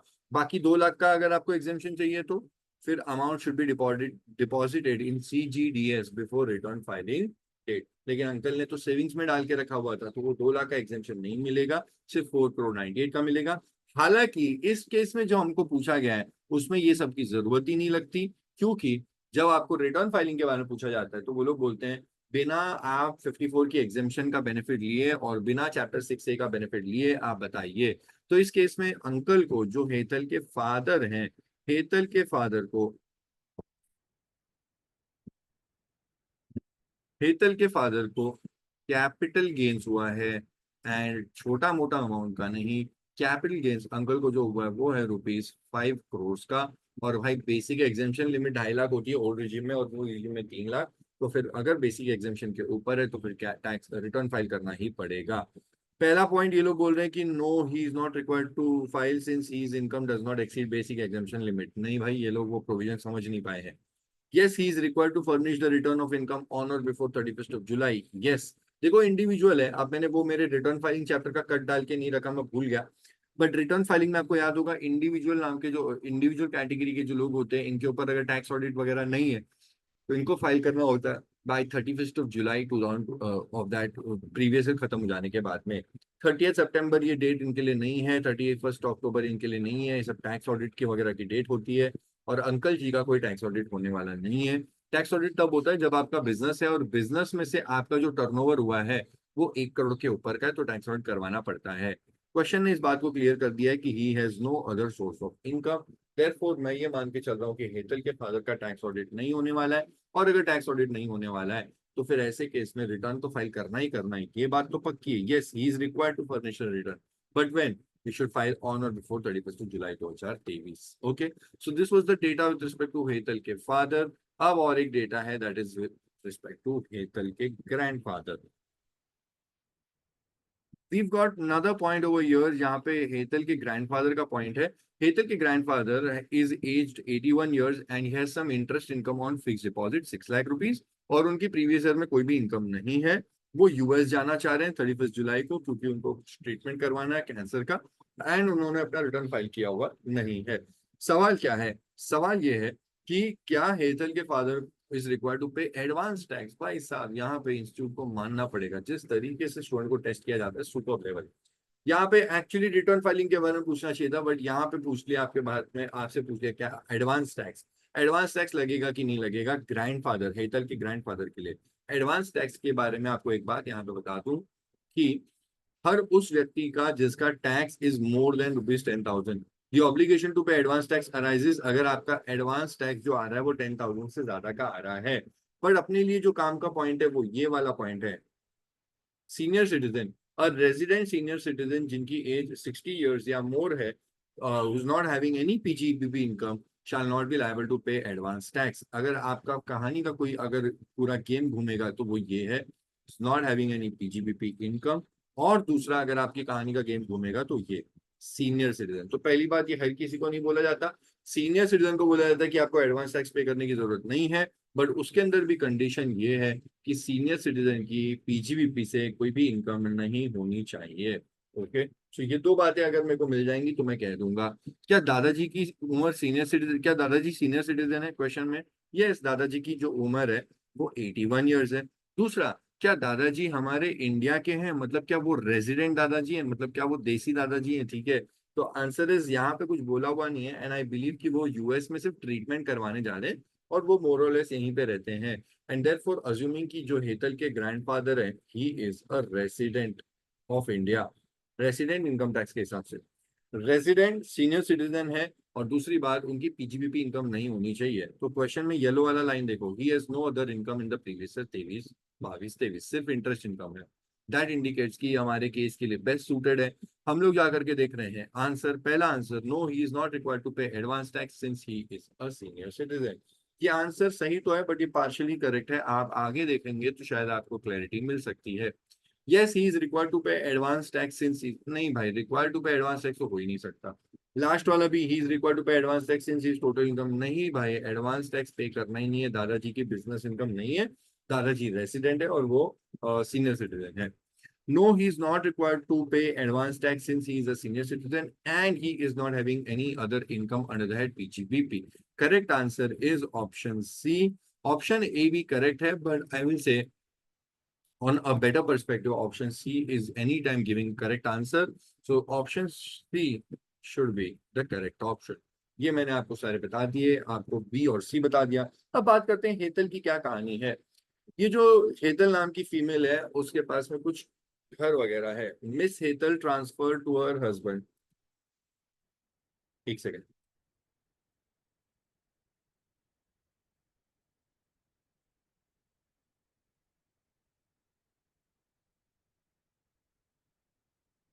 Miss Hetal transfer to his husband, her husband होगा ना, ठीक है, transfer to her husband mister Hemant residential property worth ₹45 lakh. ये वही बात हो गई जो अभी ऊपर राजेश और रावी में हुआ था, वाइफ ने हस्बैंड को गिफ्ट किया हुआ है, बट इनएडिक्वेट कंसिडरेशन पे फुकट में दिया रहेगा तब, located in Nagpur without consideration, तो भाई साहब ये गिफ्टिंग के प्रोविजंस यहाँ पे आ जाते हैं। लेकिन लेकिन लेकिन लेकिन लेकिन he has transfer to her husband mister Hemant a residential house property. भाई साहब आपने भूलना नहीं चाहिए। अगर एक व्यक्ति जो कि हस्बैंड वाइफ के फॉर्मेट की अगर बात करूं वो गिफ्टिंग करते हैं, ये मैंने कल या परसों वाली क्लास में ही बताया था, अगर हाउस प्रॉपर्टी का गिफ्टा गिफ्टी हो रही है and there is inadequate consideration या नो कंसिडरेशन, तो फिर उस केस में आपको जो है डीम डोनर के कॉन्सेप्ट एप्लीकेबल हो जाएंगे। तो यहाँ पे जो देने वाली जो मतलब जो गिफ्ट कर रही है वो है हेतल, और वो अपने हस्बैंड को जो है ये चीज दे रही है। क्या दे रही है? एक हाउस प्रॉपर्टी दे रही है। जो कंसिडरेशन है वो एडिक्वेट कंसिडरेशन नहीं है। और तीसरा, इन दोनों के बीच में कोई अग्रीमेंट टू लिव अपार्ट, मैं शॉर्ट फॉर्म में लिख रहा हूँ, कोई अग्रीमेंट टू लिव अपार्ट और ऐसा कुछ भी अग्रीमेंट नहीं है। एंड देयरफॉर ये केस के अंदर एप्लीकेबल हो जाते हैं टीम डोनर के कॉन्सेप्ट। एंड हेतल जो कि इनफैक्ट इस ट्रांजैक्शन के अंदर ट्रांसफरर है, हेतल मानी जाएगी हमारे केस में डीम्ड ओनर। ओके, तो इस प्रॉपर्टी की ओनर कौन मानी जाएगी? हेतल। इस प्रॉपर्टी से इनकम किसके हाथ में टैक्सेबल करनी है? हेतल के हाथ में टैक्सेबल करनी है। रीजन बीइंग हेतल ने जो ट्रांसफर किया था अपने स्पाउस को विदाउट कंसिडरेशन एक रेजिडेंशियल हाउस प्रॉपर्टी, तो ऐसे केस में भले ही प्रॉपर्टी बाकी सारे पॉइंट ऑफ व्यू के लिए उसके हस्बैंड हेमंत के नाम पे चली गई, लेकिन for the purpose of income tax, for the purpose of IFHP head, house property की इनकम कंप्यूट की जाएगी ट्रांसफरर स्पाउस के नाम पे, दैट इज हेतल के नाम पे। Expected rent of this property is rupees 5 lakhs. Municipal taxes of rupees 5,000 is paid by Miss Hetal for this property during the previous year 22-23। तो देखो ये बात आप एक लॉक कर दो क्योंकि हेतल की ये एक प्रॉपर्टी बन गई और ये एक इनकम मुझे बनानी है। ये मैं लिख रहा हूँ P1, that is property number 1। Hetal के हाथ में ही जाएगी, ये तो हम लोग ने अभी कंफर्म समझ लिया। उसके बाद में miss Hetal has got 3 residential house properties in Mumbai. The expected rent, देखो एक्सपेक्टेड रेंट बार बार बोल रहे हैं ये लोग, रेंट नहीं बोल रहे हैं, मतलब भाड़े पे चढ़ाया नहीं है, मतलब ये सारी प्रॉपर्टीज को एसओपी की तरह रखती है। अगर एसओपी की रखती है तभी तो ना उसको कोई भी रेंटल इनकम नहीं आ रहा है, तभी तो ये लोग आपको बता रहे हैं कि इसकी एक्सपेक्टेड रेंट इतनी है, बाकी हेतल उसको रेंट पे डालती नहीं है। So she's got 3 residential house property in Mumbai. The expected rent from 3 house properties situated in Mumbai is 10 lakhs, 11 lakhs, and 12 lakhs respectively. She purchased these properties out of her own funds. Okay. Municipal taxes due. Municipal taxes due हैं भाई साहब, ऊपर देख रहे हो भाषा कितनी बढ़िया थी। बोल रहे थे 5,000 पेड कर दिया था म्यूनिसिपल टैक्सेस, बट यहाँ पे बोला है ड्यू। 15,000 ड्यू है, 20,000 ड्यू है, 25,000 ड्यू है। देखो भाई म्यूनिसिपल टैक्सेस अगर पे करोगे तो ही डिडक्शन मिलेगा, वरना तो नहीं मिलेगा। उसके बाद में the same however has not been paid in the year in respect of these 3 properties. Expected rent is lesser than the standard rent in all cases the aforementioned properties. Hetal does not has any other income, Hetal की भी कोई भी और income नहीं है। तो देखो मैं हेतल की आपको यहाँ पे प्रॉपर्टीज बता देता हूँ। P1, P2, P3, P4। एक प्रॉपर्टी है जिसकी जीएवी बनती है अपनी, जीएवी 5 लाख। दूसरी प्रॉपर्टी जिसकी जीएवी लिखी है यहाँ पे 10, 11, 12। This is 10 lakhs, this is 11 lakhs, and this is 12 lakhs। Okay. उसके बाद में म्यूनिसिपल टैक्सेस पेड मुझे माइनस करना पड़ता है। Just a second, I will draw and make the data over here itself. एक बार इसको हटवा देता हूँ।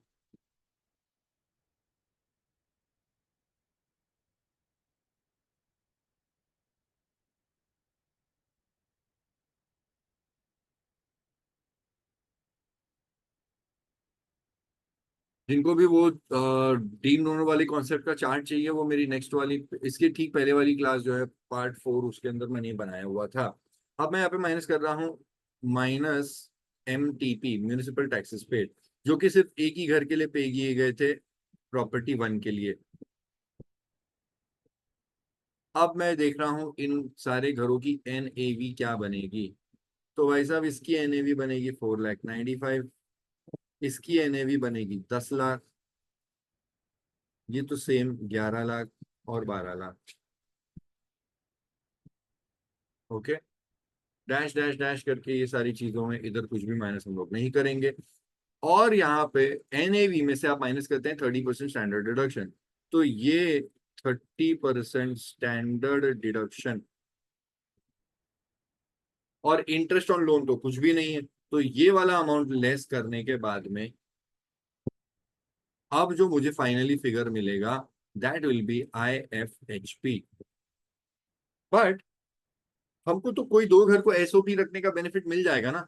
तो मैं क्या करूंगा, फाइनली IFHP निकालूंगा, और जो भी घर के अंदर IFHP का अमाउंट ज्यादा आ रहा है, वो वाले घर को मैं डलॉप बना दूंगा, वो वाले घर की इनकम को मैं अपनी IFHP नहीं लेने वाला हूँ। और यहाँ पे टेक्निकली समझ में भी आ रहा है, क्योंकि ये दो घर का GAV कम है, तो जाहिर सी बात है इनका NAV भी कम ही होगा, और इनका IFHP भी कम ही होगा। Okay. But I am just trying to show you things with a proper perspective. हालांकि देखने से ही पता चल जाता है कि प्रॉपर्टी 3 और 4 इनका GAV ज्यादा है, तो इनको हमको डलॉप मानना पड़ेगा। 5 lakhs में से माइनस किया 5,000 into 30% standard deduction, which is coming to 148,500। और ये माइनस करने के बाद जो मेरा फाइनल IFHP बनता है, वो बनता है 346,500। ओके। 10 लाख रुपए में से 30% का स्टैंडर्ड डिडक्शन मतलब 3 लाख, और ये माइनस करने के बाद में जो मेरी इनकम बनेगी वो बनेगी 7 लाख रुपया।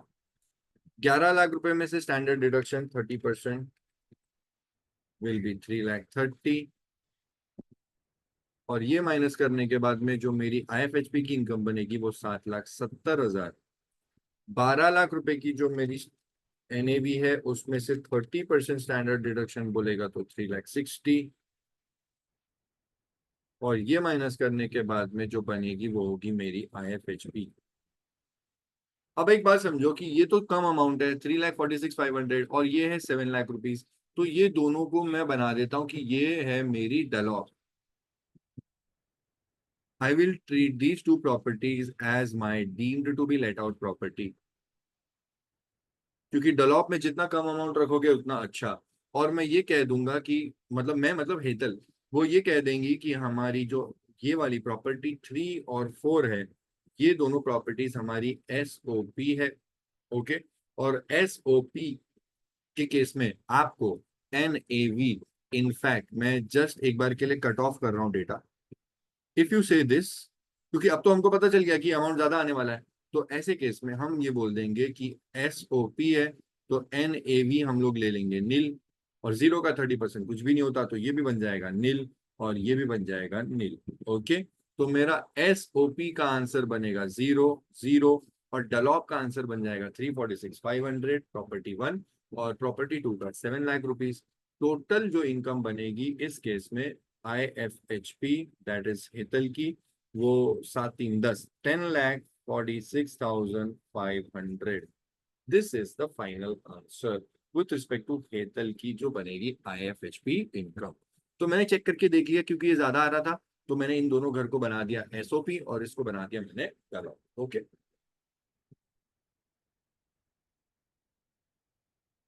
What is the amount liable to be taxed in the hands of Miss Hetal under the head income from house property? 7 lakh नहीं 10 लाख 46 अभी हमने निकाला 10 lakh 46. What is the correct answer? Option B, obviously. 10 lakh 50 and 13 lakh 76 500 ये दोनों आंसर गलत हैं. What would be the tax liability of Miss Hetal for the assessment year 23-24 मतलब previous year 22-23. But ये बात पते की है, ये लोग बोल रहे हैं कंप्यूट करो in a manner so that her tax liability is minimum. अब एक बात यहाँ पे आपको समझनी चाहिए. ओके, हेदल की जो टोटल इनकम अभी हमने निकाली वो आई थी TI 10 लाख 46 500. ओके,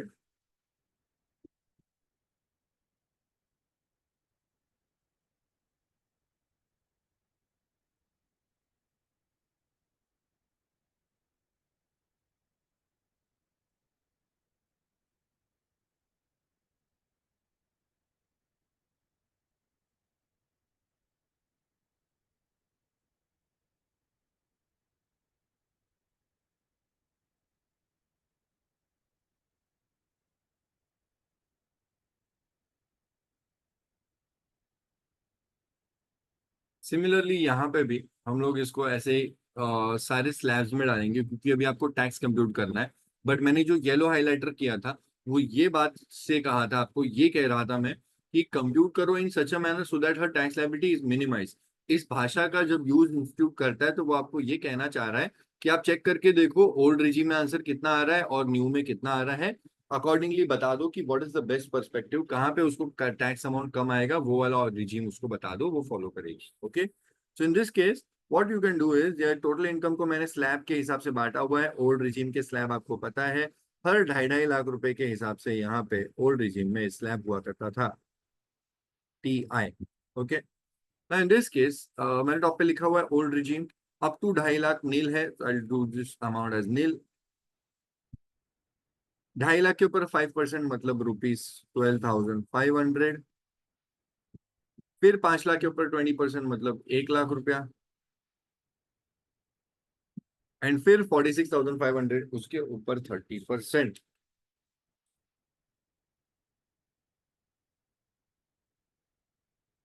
13,950.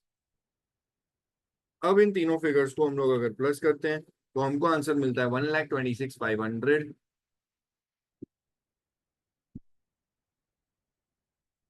बट इसके ऊपर मुझे जोड़ना होगा 4% का सेस.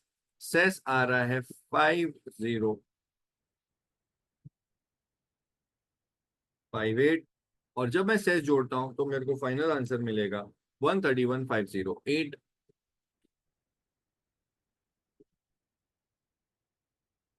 508. बट क्योंकि इनकम टैक्स आपको बोलता है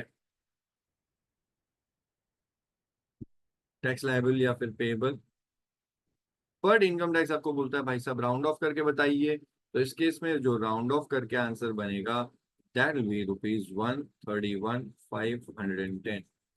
Okay.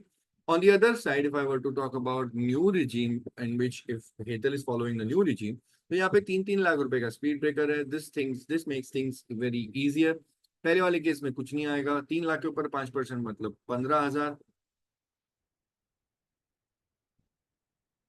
फिर वापस 3 लाख के ऊपर 10% मतलब 30,000. और फिर 1,46,500 जो कि बैलेंस है उसके ऊपर 15% 146,500 इंटू 15% 21,975. ये तीनों अमाउंट्स को प्लस करके जो आंसर आ रहा है वो आ रहा है 66,975. अब इसके ऊपर लगाना है हमने 4% का सेस जो बनता है ₹26,269. और जैसे ही मैं इसको प्लस टोटल अप करूं मेरा आंसर बनता है 69,650.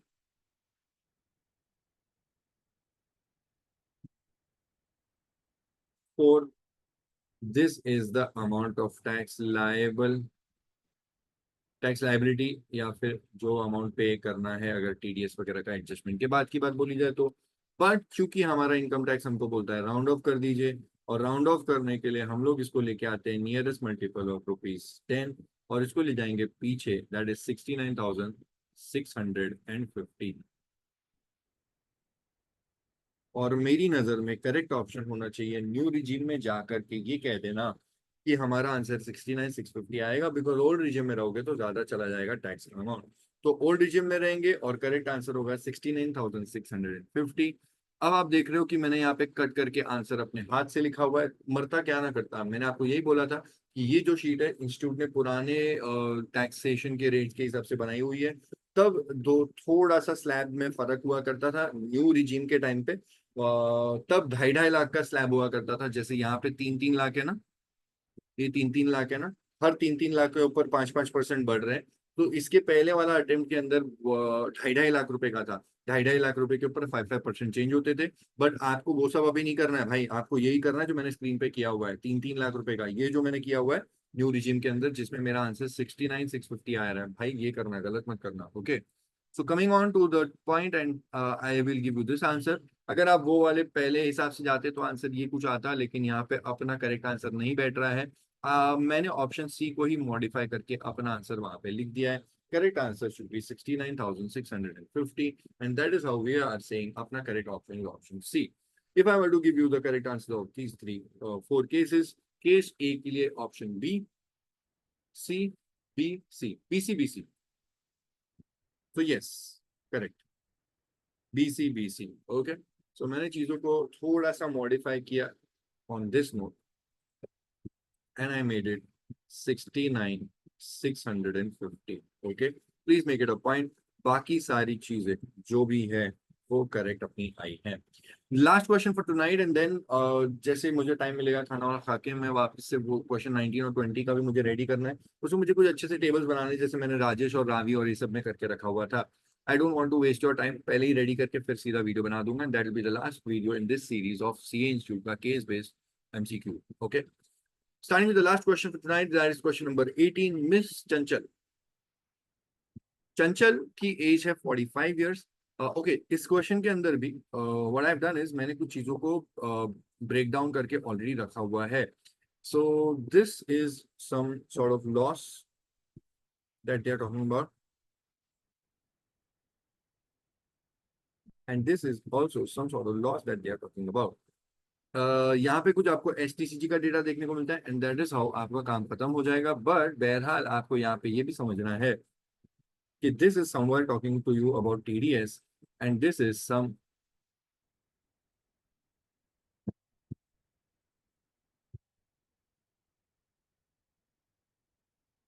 टैक्स ऑडिट लगेगा कि नहीं, वो वाली बात है। Okay, so will proceed further.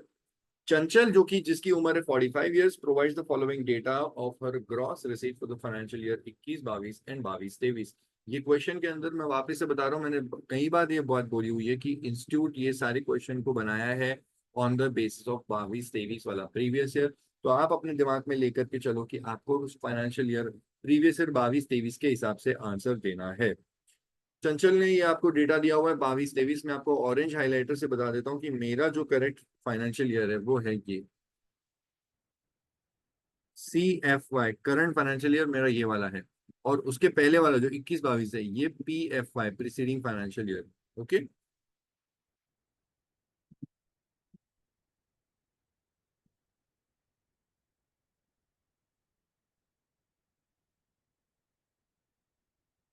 she is engaged in agency business along with providing services as a tarot card reader. She is generally engaged in cash payments and cash receipts. Just hang on for a second, okay, just a second. Okay, so in this case over year आपको previous year 21-22 की जो बातें हैं वो previous preceding financial year, और 22-23 जो है वो हमारा करंट फाइनेंशियल ईयर है।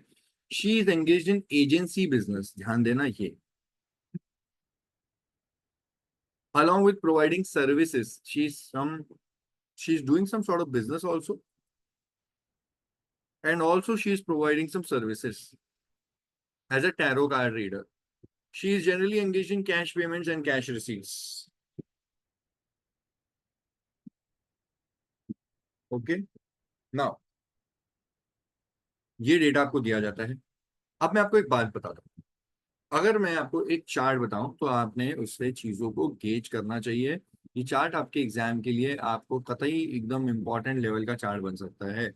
So please pay full attention to the data and to the context which I am trying to explain as of now. मेरी कहानी जो है वो ऑरेंज वाला जो रीजन है दैट इज प्रीवियस ईयर 22-23। आपको मेरा कर्सर दिखेगा यहाँ पे, 22-23 प्रीवियस ईयर। ये जो प्रीवियस ईयर है ये मेरा करंट फाइनेंशियल ईयर है, यही मेरा फाइनेंशियल ईयर, इसी के अंदर पूरी इनकम जो कंप्यूट की है वो टैक्सेबल होगी नहीं होगी उसकी बात है।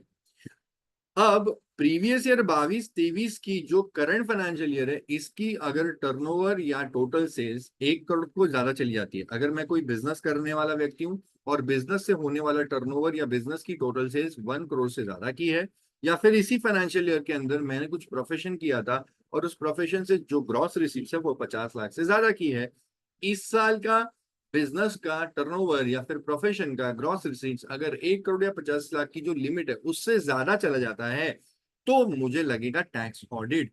ये साल की बुक्स ऑफ अकाउंट्स को टैक्स ऑडिट करवाना पड़ेगा। आई will be liable for tax audit in the previous year 22-23, अगर 22-23 का टर्नओवर मेरा एक्सीड कर गया तो। This is one side of story. The other side of story, 22-23 वाला फाइनेंशियल ईयर मतलब ये ऑरेंज वाला फाइनेंशियल ईयर, ऑरेंज वाला प्रीवियस ईयर, इस साल के अंदर मुझे लोगों को पैसे देते हुए टीडीएस काट के देना है या ऐसे ही दे देना है। इन शॉर्ट 22-23 मतलब ऑरेंज वाला जो साल है, इस साल के अंदर मेरे ऊपर टीडीएस के प्रोविजंस एप्लीकेबल होंगे कि नहीं होंगे, ये डिपेंड करता है प्रीसीडिंग फाइनेंशियल ईयर के टर्नओवर पे। तो अब आप ये वाला एरो देखिए और यहाँ पे समझिए कि अगर मेरा 21-22 वाला जो फाइनेंशियल ईयर है which is my previous financial year, obviously इसका मेरा बिजनेस के केस में जो टोटल सेल्स या टर्नओवर है वो 1 करोड़ से ज्यादा चला गया था, या फिर प्रोफेशन में मेरा जो ग्रॉस रिसीट्स है वो 50 लाख से ऊपर चली गई थी, तो ऐसे केस में प्रीसीडिंग फाइनेंशियल ईयर का अगर बिजनेस का टोटल सेल्स या टर्नओवर लिमिट से ज्यादा है या ग्रॉस रिसीट लिमिट से ज्यादा है, तो वो वाले साल के आगे वाला साल मतलब जो 22-23 वाला साल है, ये साल के अंदर आपको टीडीएस के प्रोविजंस एप्लीकेबल हो जाएंगे। तो आपको सारी बातें 22-23 के एंगल पे से रख के ये बोलना है 22-23 में टैक्स ऑडिट लगेगा कि नहीं, वो डिपेंड करता है 22-23 के टर्नओवर के ऊपर। 22-23 में आपको यहाँ पे टीडीएस के प्रोविजंस लगेंगे कि नहीं, वो डिपेंड करता है प्रीसीडिंग फाइनेंशियल ईयर मतलब 21-22 के टर्नओवर के बेसिस पे। अब टीडीएस अंडर विच सेक्शन, तो TDS under section 194 J chair. Sir ये क्या नया कॉन्सेप्ट लेके आया, ऐसा तो हमने क्लास में कुछ पढ़ा ही नहीं है। अरे मेरे भाई, मेरे को बोलने दे। 194 जे चेयर का मतलब मैंने निमोनिक बनाया हुआ है। 194 J stands for J, obviously आपको पता ही है, जे फॉर जुपिटर, एंड चे CHAIR चेयर।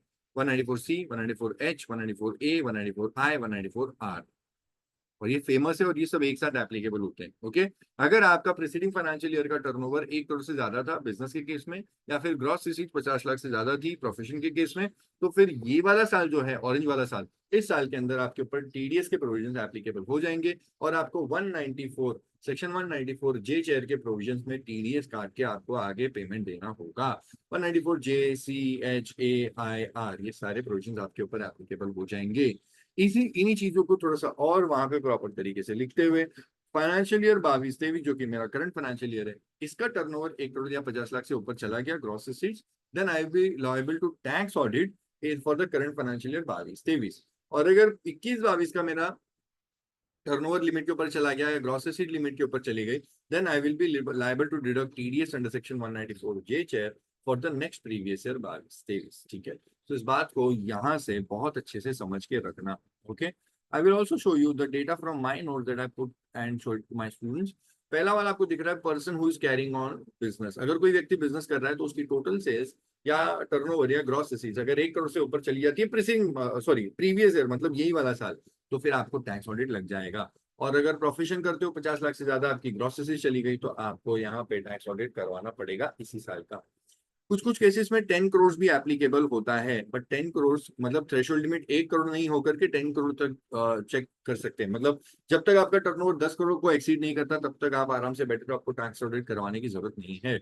लेकिन ये 10 करोड़ का थ्रेशोल्ड अगर आपको चाहिए तो उसके लिए आपका जो पैसा आ रहा है, जो आपका पैसा जा रहा है, वो 95% आपका पक्के पक्के में होना चाहिए और 5% कच्चे में पेमेंट होना चाहिए। 5% कच्चा मतलब कैश वगैरह, ठीक है।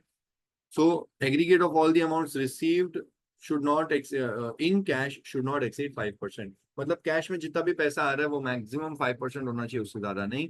और पेमेंट में भी जो भी पेमेंट कर रहे हो, aggregate of all the payments वो आपका 5% तक ही कैश में होना चाहिए, उससे ज्यादा नहीं। क्वेश्चन में बोल रहे हैं कि वो लोग बहुत ज्यादा पेमेंट, इनफैक्ट सारी पेमेंट्स कैश में आती है और हम आता भी पैसा कैश में और देते भी कैश में है, देयरफॉर इनको 10 करोड़ का थ्रेशोल्ड नहीं मिलेगा। ओके, दैट मीन्स इस केस में जो चंचल है, इसके लिए प्रीसीडिंग फाइनेंशियल ईयर का टर्नओवर, अगर प्रीसीडिंग फाइनेंशियल ईयर नहीं सॉरी, ये 22-23 का टर्नओवर अगर 1 करोड़ से ऊपर चला गया तो फिर उसको करवाना पड़ेगा tax audit. Okay, now I will just write things over here and make it very clear for you to understand. 21-22 में अगर आप देख रहे हो तो बिजनेस में से जो पैसा है वो 1 करोड़ के ऊपर चला गया, और रिसीट्स जो प्रोफेशन की है वो लिमिट के अंदर ही है, 50 के अंदर ही है, बट फॉल्ट यहाँ पे हो गई है। और ये कब हुई है? ये प्रिसीडिंग फाइनेंशियल ईयर के अंदर हुई है। और अगर ऐसा होता है तो then this person is liable for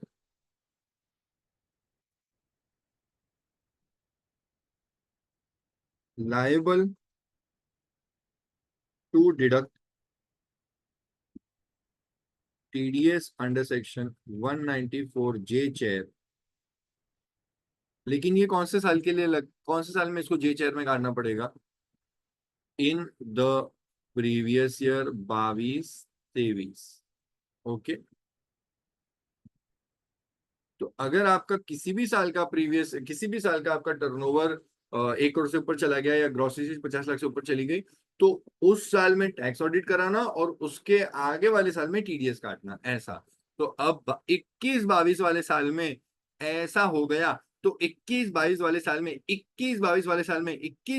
साल में टैक्स ऑडिट करवाना पड़ेगा। एंड उसके आगे वाला साल मतलब 22-23 में टीडीएस काटना पड़ेगा, liable to deduct TDS under section 194 J चेयर, कब? In the next financial year. अब 22-23 का एंगल जो कि हमारा करंट फाइनेंशियल ईयर है, सवाल हमको 22-23 के पॉइंट ऑफ व्यू से पूछा जाएगा। मैं 10 बार ये बात ऊपर लिख करके भी दिया हूं। मेरा फाइनेंशियल ईयर इस क्वेश्चन में 22-23 है, तो 22-23 के लिए मेरा बिजनेस भी 98 लाख का, बिजनेस से जो रिसीट्स आई है वो भी 98 लाख है, और प्रोफेशन से जो रिसीट्स आई है वो भी 50 लाख के अंदर ही है, 49 है। एंड देयरफॉर मुझे इस साल में टैक्स ऑडिट नहीं करवाना।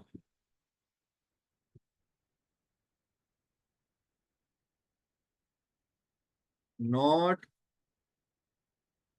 लायबल टू टैक्स ऑडिट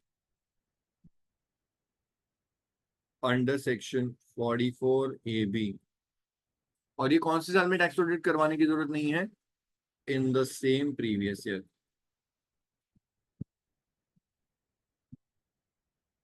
ठीक है, तो वापस से आपको यहां से बता दूं and make it very very clear. आपको 22-23 जो आपका साल है, इस साल के अंदर आपको टैक्स ऑडिट करवाना है कि नहीं, उसके लिए इसी साल का टर्नओवर देखो। और 22-23 वाले साल में आपको टीडीएस काट के लोगों को पैसा देना है कि नहीं, उसके लिए आप प्रीसीडिंग फाइनेंशियल ईयर का टर्नओवर देखो। चंचल के केस में जब हमने देखा, तो चंचल का जो फाइनेंशियल ईयर काम का है, जो ब्लू वाला है, जो 22-23, उस वाले साल का टर्नओवर लिमिट के अंदर है, इसीलिए हम लोग ने बोला कि चंचल को टैक्स ऑडिट करवाने की जरूरत नहीं है, क्योंकि उसी साल का टर्नओवर के बेस पे पता चलता है कि टैक्स ऑडिट करवाना है कि नहीं। दूसरा, चंचल को टीडीएस के प्रोविजन एप्लीकेबल हो जाएंगे, क्योंकि चंचल का प्रीसीडिंग फाइनेंशियल ईयर का जो बिजनेस का टर्नओवर था वो 1 करोड़ के ऊपर था। ओके, बहरहाल इसी के ऊपर आपका पहला वाला क्वेश्चन है। पहला question, is Miss Chanchal liable to tax audit under income tax act under section 196 क्या है 1961 previous year 22-23? So answer is no. अब भी हमने पढ़ा नो, क्योंकि आपको प्रीसीडिंग फाइनेंशियल ईयर का टर्नओवर देखना, सॉरी करंट फाइनेंशियल ईयर का ही देखना चाहिए, और इस साल के अंदर उसका बिजनेस में से 98 लाख आया है रिसीट्स, और प्रोफेशन में से 49 लाख आया है। So answer is option B, because बाकी सारे मैंने पहले ही देख करके अभी मेरी नजर ही चली गई, सब यस यस यस लिखा हुआ है। यस, ग्रॉस रिसीट बिजनेस की ज्यादा है, उसकी ज्यादा है, एंड ऑल दैट थिंग फालतू है। Correct answer is option B, since the gross receipts from business and profession are below the specified threshold limit। Okay, आपको मेरे ऊपर भरोसा होगा नहीं, नंबर ऑफ सब्सक्राइबर कम होने की वजह से आप बोलोगे ये बंदे को पहले देखा नहीं है। ठीक है भाई, क्वालिफाइड है, काम करते हैं, लेकिन आपको बता दें proof, option B, no as the gross receipts from business or profession are below। Okay, so this is the correct answer। Do not worry, your future and career is in safe hands. 18 का to, इसको समझने के लिए आपको पहले मुझे TDS बताना पड़ेगा। पहली बात तो ये समझ लो कि टीडीएस तो लगेगा ही लगेगा। यहाँ पे टीडीएस एप्लीकेबल तो हो गया है, अब आप ये वाला पॉइंट रीड कीजिए। She paid ₹12 lakh to a contractor for polishing her old furniture in her self occupied residential house property. भाई साहब, ये देख रहे हो इधर, पहली बात तो उसने एक कॉन्ट्रैक्टर से कुछ काम तो करवाया है, और कॉन्ट्रैक्टर से काम करवाते हो और अगर आप उसको एक shot one shot payment 1 lakh के ऊपर की देते हो, मतलब सिंगल कॉन्ट्रैक्ट 1 लाख के ऊपर का है, तो फिर आपको टीडीएस 194 सी में काटना चाहिए। बट एक्सेप्शन सिनारियो ये बोलते हैं कि अगर आपने कुछ पर्सनल टाइप का कॉन्ट्रैक्ट करवाया है तो फिर 194 सी आपको एप्लीकेबल नहीं होगा। Further on 5th of June 2022 she has taken services from renowned interior designer. अब देखो मैं यहाँ पे आपको बता दूं, रिनाउंड इंटीरियर डिजाइनर ये एक स्पेसिफाइड प्रोफेशनल व्यक्ति है, और जब भी कोई स्पेसिफाइड प्रोफेशन कर रहा है, इंटीरियर डिजाइनर ये स्पेसिफाइड प्रोफेशन है। ओके, तो इंटीरियर डिजाइनर अगर एक स्पेसिफाइड प्रोफेशन है, तो इस व्यक्ति को जब आप पैसे दोगे तो आप ये कहोगे कि मैं एक प्रोफेशनल व्यक्ति को प्रोफेशनल फीस दे रहा हूँ, और प्रोफेशनल व्यक्ति को प्रोफेशनल फीस देने पे 30,000 की थ्रेशोल्ड लिमिट होती है, क्योंकि ऐसे केस में आपके ऊपर लगता है 194 जे के प्रोविजन। यहाँ पे आपके ऊपर लग सकते हैं 194 सी के प्रोविजन, 194 सी।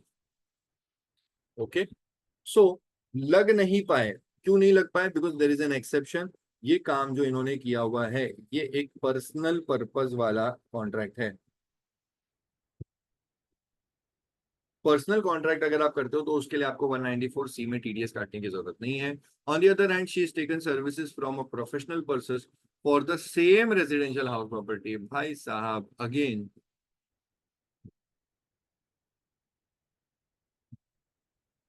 पर्सनल पर्पस के लिए आपने कुछ भी 194 सी या जे वाले व्यक्तियों को पेमेंट करी है तो आपको टीडीएस कट करने की जरूरत नहीं है। अब मैं आपको टीडीएस के बारे में कुछ और चीजें बताता हूं जिससे आपको टीडीएस के रिस्पेक्ट का आंसर देने में आसानी होगी। Before I take you to any further, just look at it. यहाँ पे J chair required to deduct TDS under section 194 J chair, 194 JCHAIR।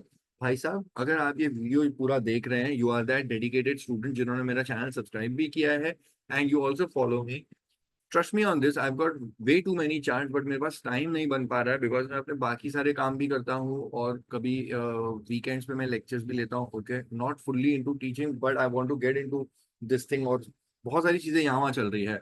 आपके एग्जाम्स के लिए मेरे पास में बहुत सुपर कंटेंट आने वाला है, and if you one of दोस्त जो सब्सक्राइब नहीं करता है तो भाई ये आपके अच्छे के लिए बता रहा हूँ। ये जो चार्ट आप देख रहे हो, ऐसे मेरे पास 150 200 500 पता नहीं कितने सारे चार्ट्स मेरे लैपटॉप में बने हुए हैं, लेकिन सब कुछ स्कैटर्ड है, मेरे पास कुछ टाइम नहीं बच रहा है। मैं आपके एग्जाम्स के लिए कुछ ना कुछ अच्छे से बना करके लेके आने वाला हूँ ऑन द वेरी डे जो आपको एग्जाम के 1-2 दिन का स्लॉट मिलता है।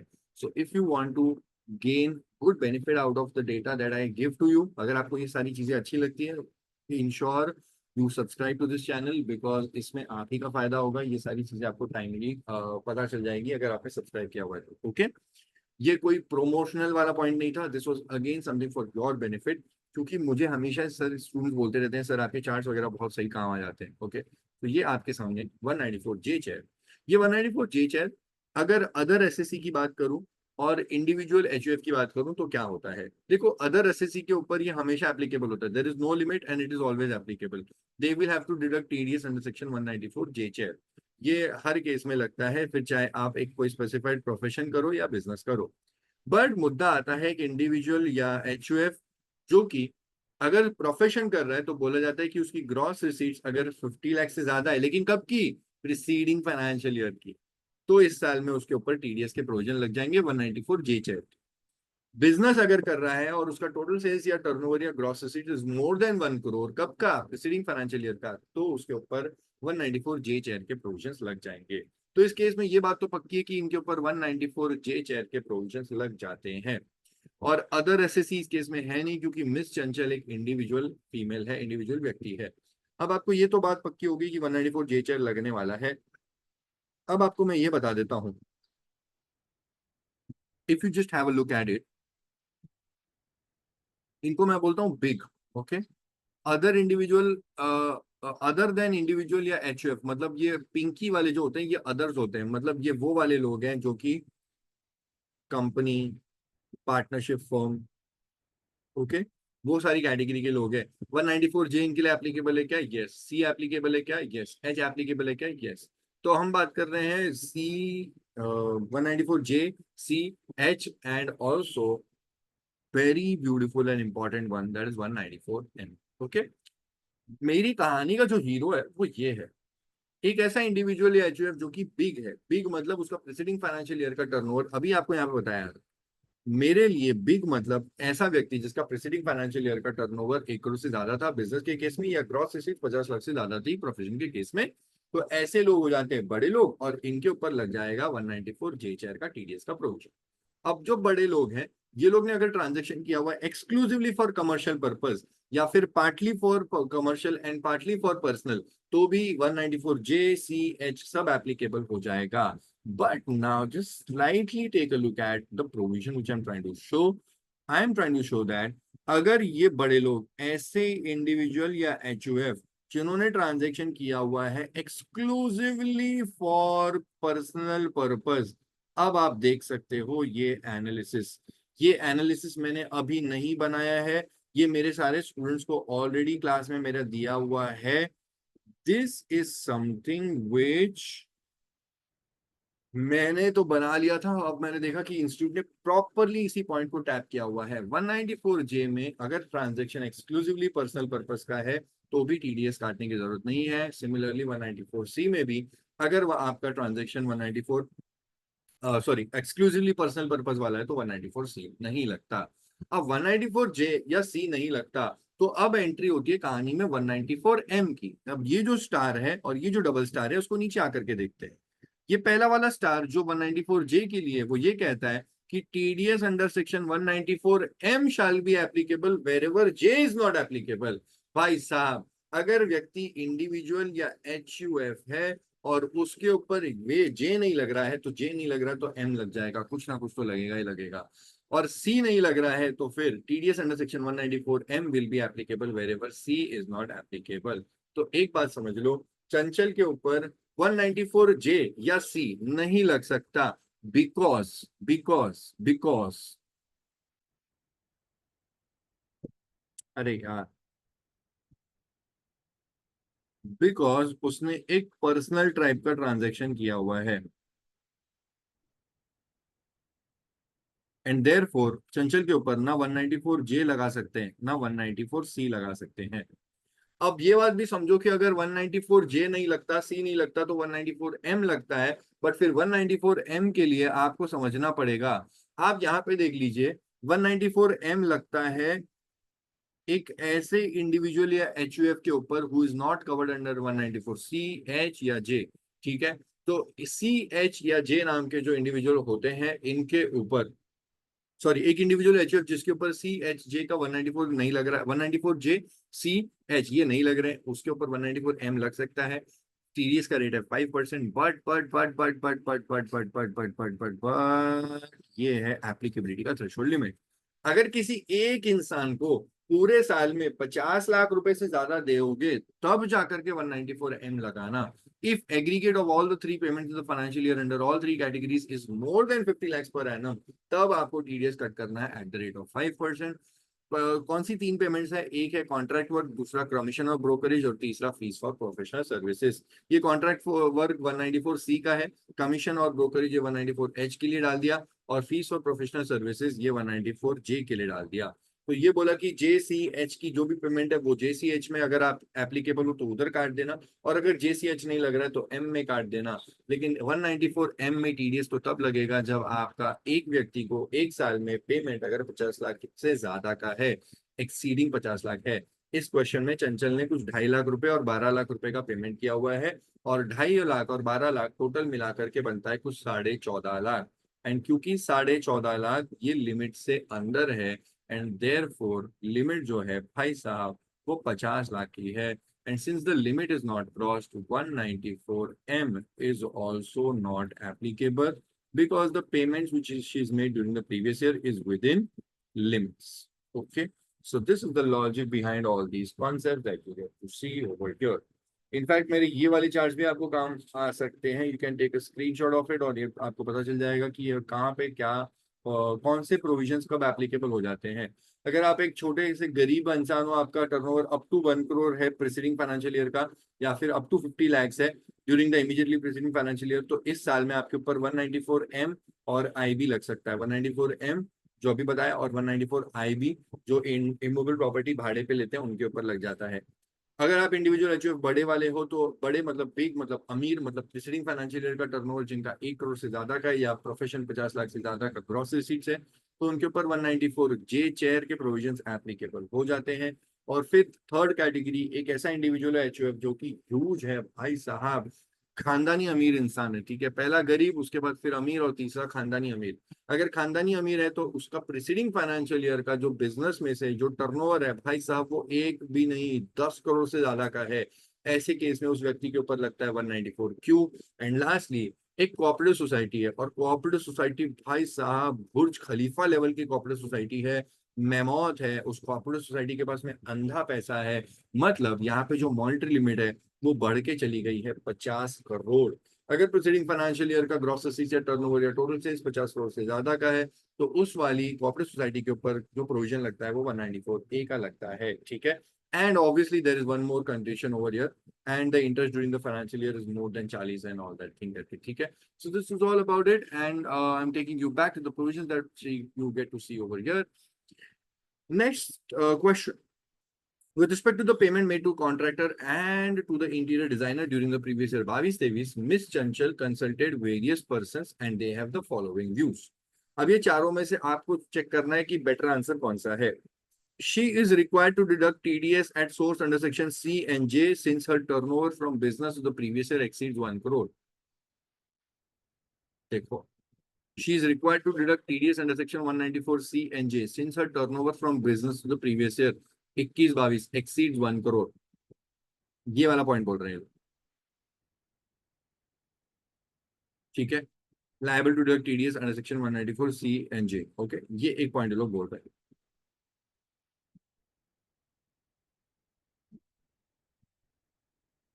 बट इनकी भाषा में एक बात गलत लग रही है, वो ये कि ये लोग बोल रहे हैं कि she is required to deduct TDS, हालांकि she is not required to deduct TDS. 194C और J लग नहीं सकता क्योंकि ट्रांजेक्शन पर्सनल पेमेंट वाला है, पर्सनल ट्रांजेक्शन है. और दूसरा 194M नहीं लग सकता क्योंकि वहां पे एप्लीकेबल तो है बट लिमिट्स के अंदर पेमेंट हो रही है. तो मेरे हिसाब से ये कुछ ठीक तो नहीं लग रहा. उसके बाद में she is required to deduct TDS under section 194M on both payments पे, ये बात तो गलत है भाई. नहीं, शी इज 194M तो किसी में भी नहीं लग रहा. बोथ पेमेंट्स तो छोड़ दो भाई साहब, किसी में भी नहीं लग रहा 194M. मतलब लग रहा है but she is not required to deduct TDS because limits के अंदर पेमेंट हो रही है. Third is she is not required to deduct TDS at source neither not required to deduct tax at source neither under 194C nor under 194J since such amounts are paid for personal purpose. ये रहा भाई साहब. Okay, that should be the correct option. She is also not required to deduct TDS at source under section 194M since the payment to each individual, एक इंसान को maximum 50 lakh तक दिया तो भी कोई दिक्कत नहीं है, उससे ज्यादा अगर आपने जो पेमेंट दी है पूरे साल में if it is exceeding 50 lakhs तब जाकर के कुछ प्रॉब्लम होगी. तो मेरी राय में मुझे लग रहा है ये ऑप्शन नंबर 4 और ऑप्शन नंबर 3 करेक्ट है. And on the other hand option number 1 और 2 ये कुछ गलत बातें बोल रहे हैं. इन द वेरी एसेंस ये बोल रहे हैं कि she is required to deduct TDS, जबकि मेरा ये कहना है कि she is not required to deduct TDS. And therefore in my opinion ये जो दो है करेक्ट आंसर दे रहे हैं. Which are the correct views? A बोल रहा है ऑप्शन 3 एंड 4. मुझे तो यही लग रहा है भाई. 1 इज करेक्ट. 1 तो करेक्ट है ही नहीं भाई. वो बोल रहे कि टीडीएस ही नहीं करेक्ट करना है. 2 इज करेक्ट. 1 और 2 तो गलत है. 1 एंड 4 आर करेक्ट. नहीं भाई ये सब फालतू बात है. Correct option in your case scenario should be option A. Okay. So done with option 18 का 1, दैट इज चंचल को टैक्स ऑडिट लगेगा कि नहीं, आंसर इज नहीं लगेगा। और दूसरा 18 का 2, कौन से व्यूज करेक्ट है with respect to TDS, option A है उसमें। Then we got some, what is the amount and nature of capital gains to be chargeable in the hands of Chanchal. भाई साहब यहाँ पे एक डेटा कैपिटल गेन्स का है। आपने मेरी पिछली या उसके पिछली के पिछली वाली क्लास देखी होगी जिसमें मैंने आपको कैपिटल गेन्स और लैंड बिल्डिंग के ऊपर कुछ बातें बताई थी। यहाँ पे हम उसके ऊपर थोड़ी सी विशेष चर्चा कर रहे हैं। On 28th of May 2022, she sold one commercial property for rupees 50 lakhs. The stamp duty value on the registration date was 58 lakhs. The value adopted for stamp duty was 54 lakhs on the date of agreement. Part payment by account pay check. ये है अच्छा, white payment से पैसा, white money आया है, कब आया है? On the date of agreement. Part payment आया था by account pay check was received on the date of agreement.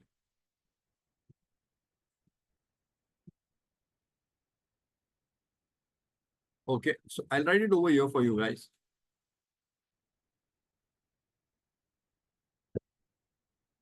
If on DOA some payment is received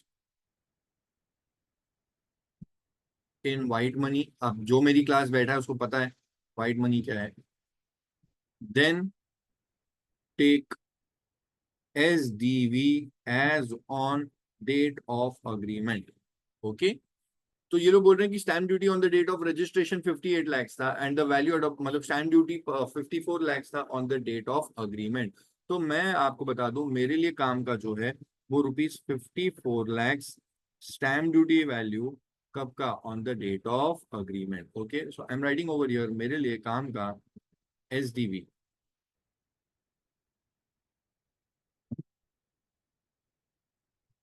54 lakhs। Okay, अच्छा, on 20th of May she sold this property, one commercial property for 50 lakhs। Stamp duty value 58 lakh था, वो मेरे काम का नहीं है, 54 लाख मेरे को लेना है। It was purchase for 40 lakhs on 28th of June 2020। अब एक बात समझो, मैं अभी चेक कर लेता हूँ कि डिस्काउंट कितना दिया गया है। स्टैम्प ड्यूटी वैल्यू इस केस में है 54 lakhs और मेरा जो सेल वैल्यू है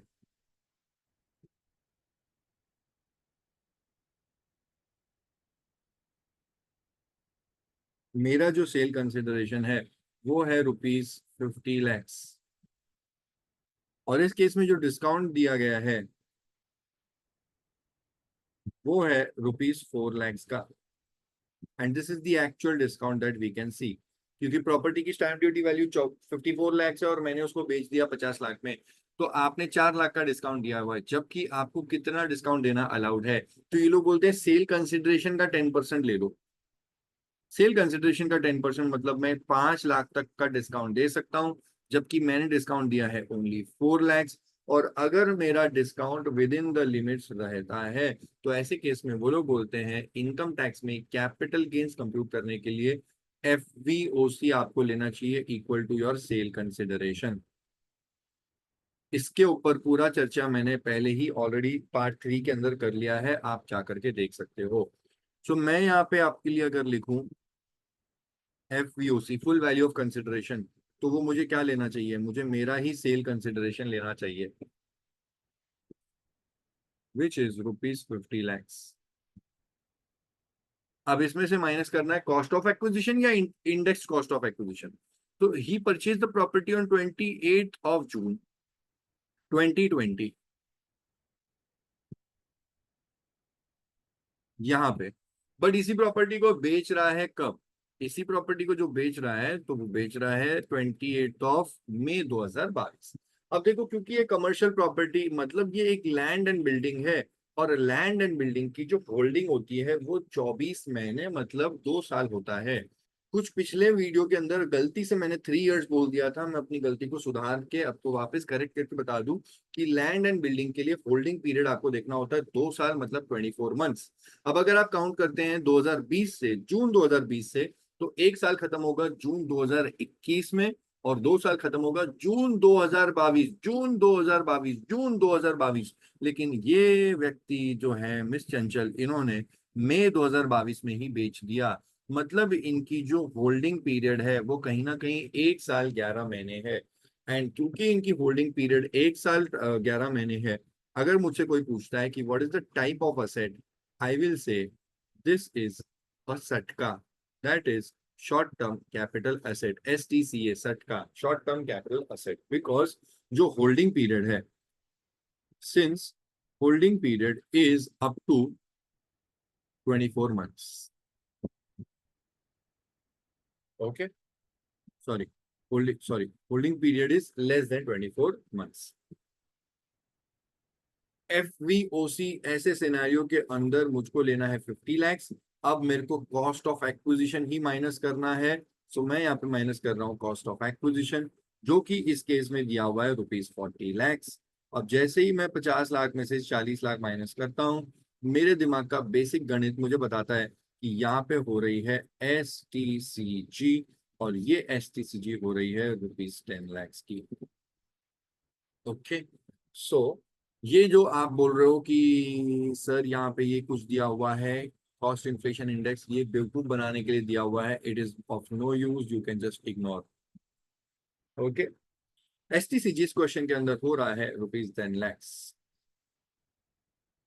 दूसरी बात, and just to finish the data in next 5 minutes, because सारी बातें मेरी बोल के खत्म हो गई। अब आपको बता दूं यहाँ पे क्या लिखा हुआ है। बिफोर दैट, नीचे जाकर के करेक्ट आंसर पहले लिख के आते हैं, फिर ये लॉस की बात करते हैं। What is the amount and nature of capital gains in the taxable in the hands of Chanchal? देखो, अमाउंट है 10 लाख और नेचर है short term. 14 lakh short term, answer is no. 10 lakh short term, yes. 14 lakh ये फालतूगिरी हो गया, ये लोग लॉन्ग टर्म बना दिया और लॉन्ग टर्म है ही नहीं। Okay, answer is wrong. Correct answer is option B,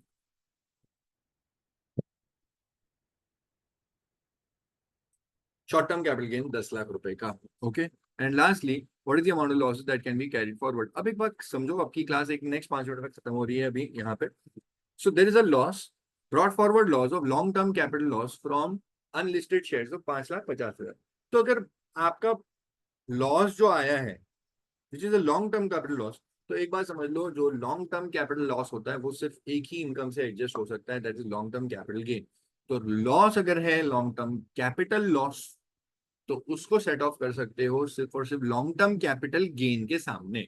अब इस क्वेश्चन के अंदर 10 लाख रुपए का जो गेन हुआ है वो शॉर्ट टर्म कैपिटल गेन है, तो जो 5.5 लाख रुपए का 5.5 लाख रुपए का LTCL long term capital loss है, क्या वो सेट ऑफ हो सकता है? नहीं। क्या उसको कैरी फॉरवर्ड करेंगे? हाँ, बट कैरी फॉरवर्ड होता है 8 सालों के लिए। तो भाई साहब, ये तो अभी फ्रेश लॉस है 2021-22 का, तो ये तो 8 साल के लिए आपको कैरी फॉरवर्ड करना है। क्या इस साल में हम लोग इसको कैरी फॉरवर्ड कर सकते हैं? Answer is yes. क्या इस साल में सेट ऑफ करने का चांस है? नहीं, क्योंकि कोई भी लॉन्ग टर्म कैपिटल गेन अब तक तो नजर नहीं आया। नेक्स्ट, ड्यूरिंग द ईयर चंचल जी को जो है वो कुछ लॉस हुआ था 70 लाख रुपए का, while she was trading in agriculture commodity. भाई साहब, अगर एग्रीकल्चर कमोडिटी डेरिवेटिव्स में आप ट्रेडिंग करते हो तो भाई साहब ये कोई कंसिडर की नहीं जाती इनकम, इसको आपने कुछ भी नहीं करना, बिकॉज ये आपकी इनकम, अगर इनकम बनती है तो इसका कोई टैक्स ट्रीटमेंट नहीं है, टैक्स नहीं करते क्योंकि एग्रीकल्चरल वाला है। और अगर इसका लॉस भी होता है तो इसके लॉस को सेट ऑफ वगैरह कुछ नहीं करना है, सीधा इग्नोर करना है क्योंकि ये एग्रीकल्चर वाला है। ये मैं नहीं बोल रहा हूँ, ये बोल रहा है इंस्टीट्यूट का module. Okay, so in this case ये 70 लाख रुपए का there is no tax treatment, loss है 70 लाख रुपए का, there is no tax treatment, no carry forward allowed, no set off allowed,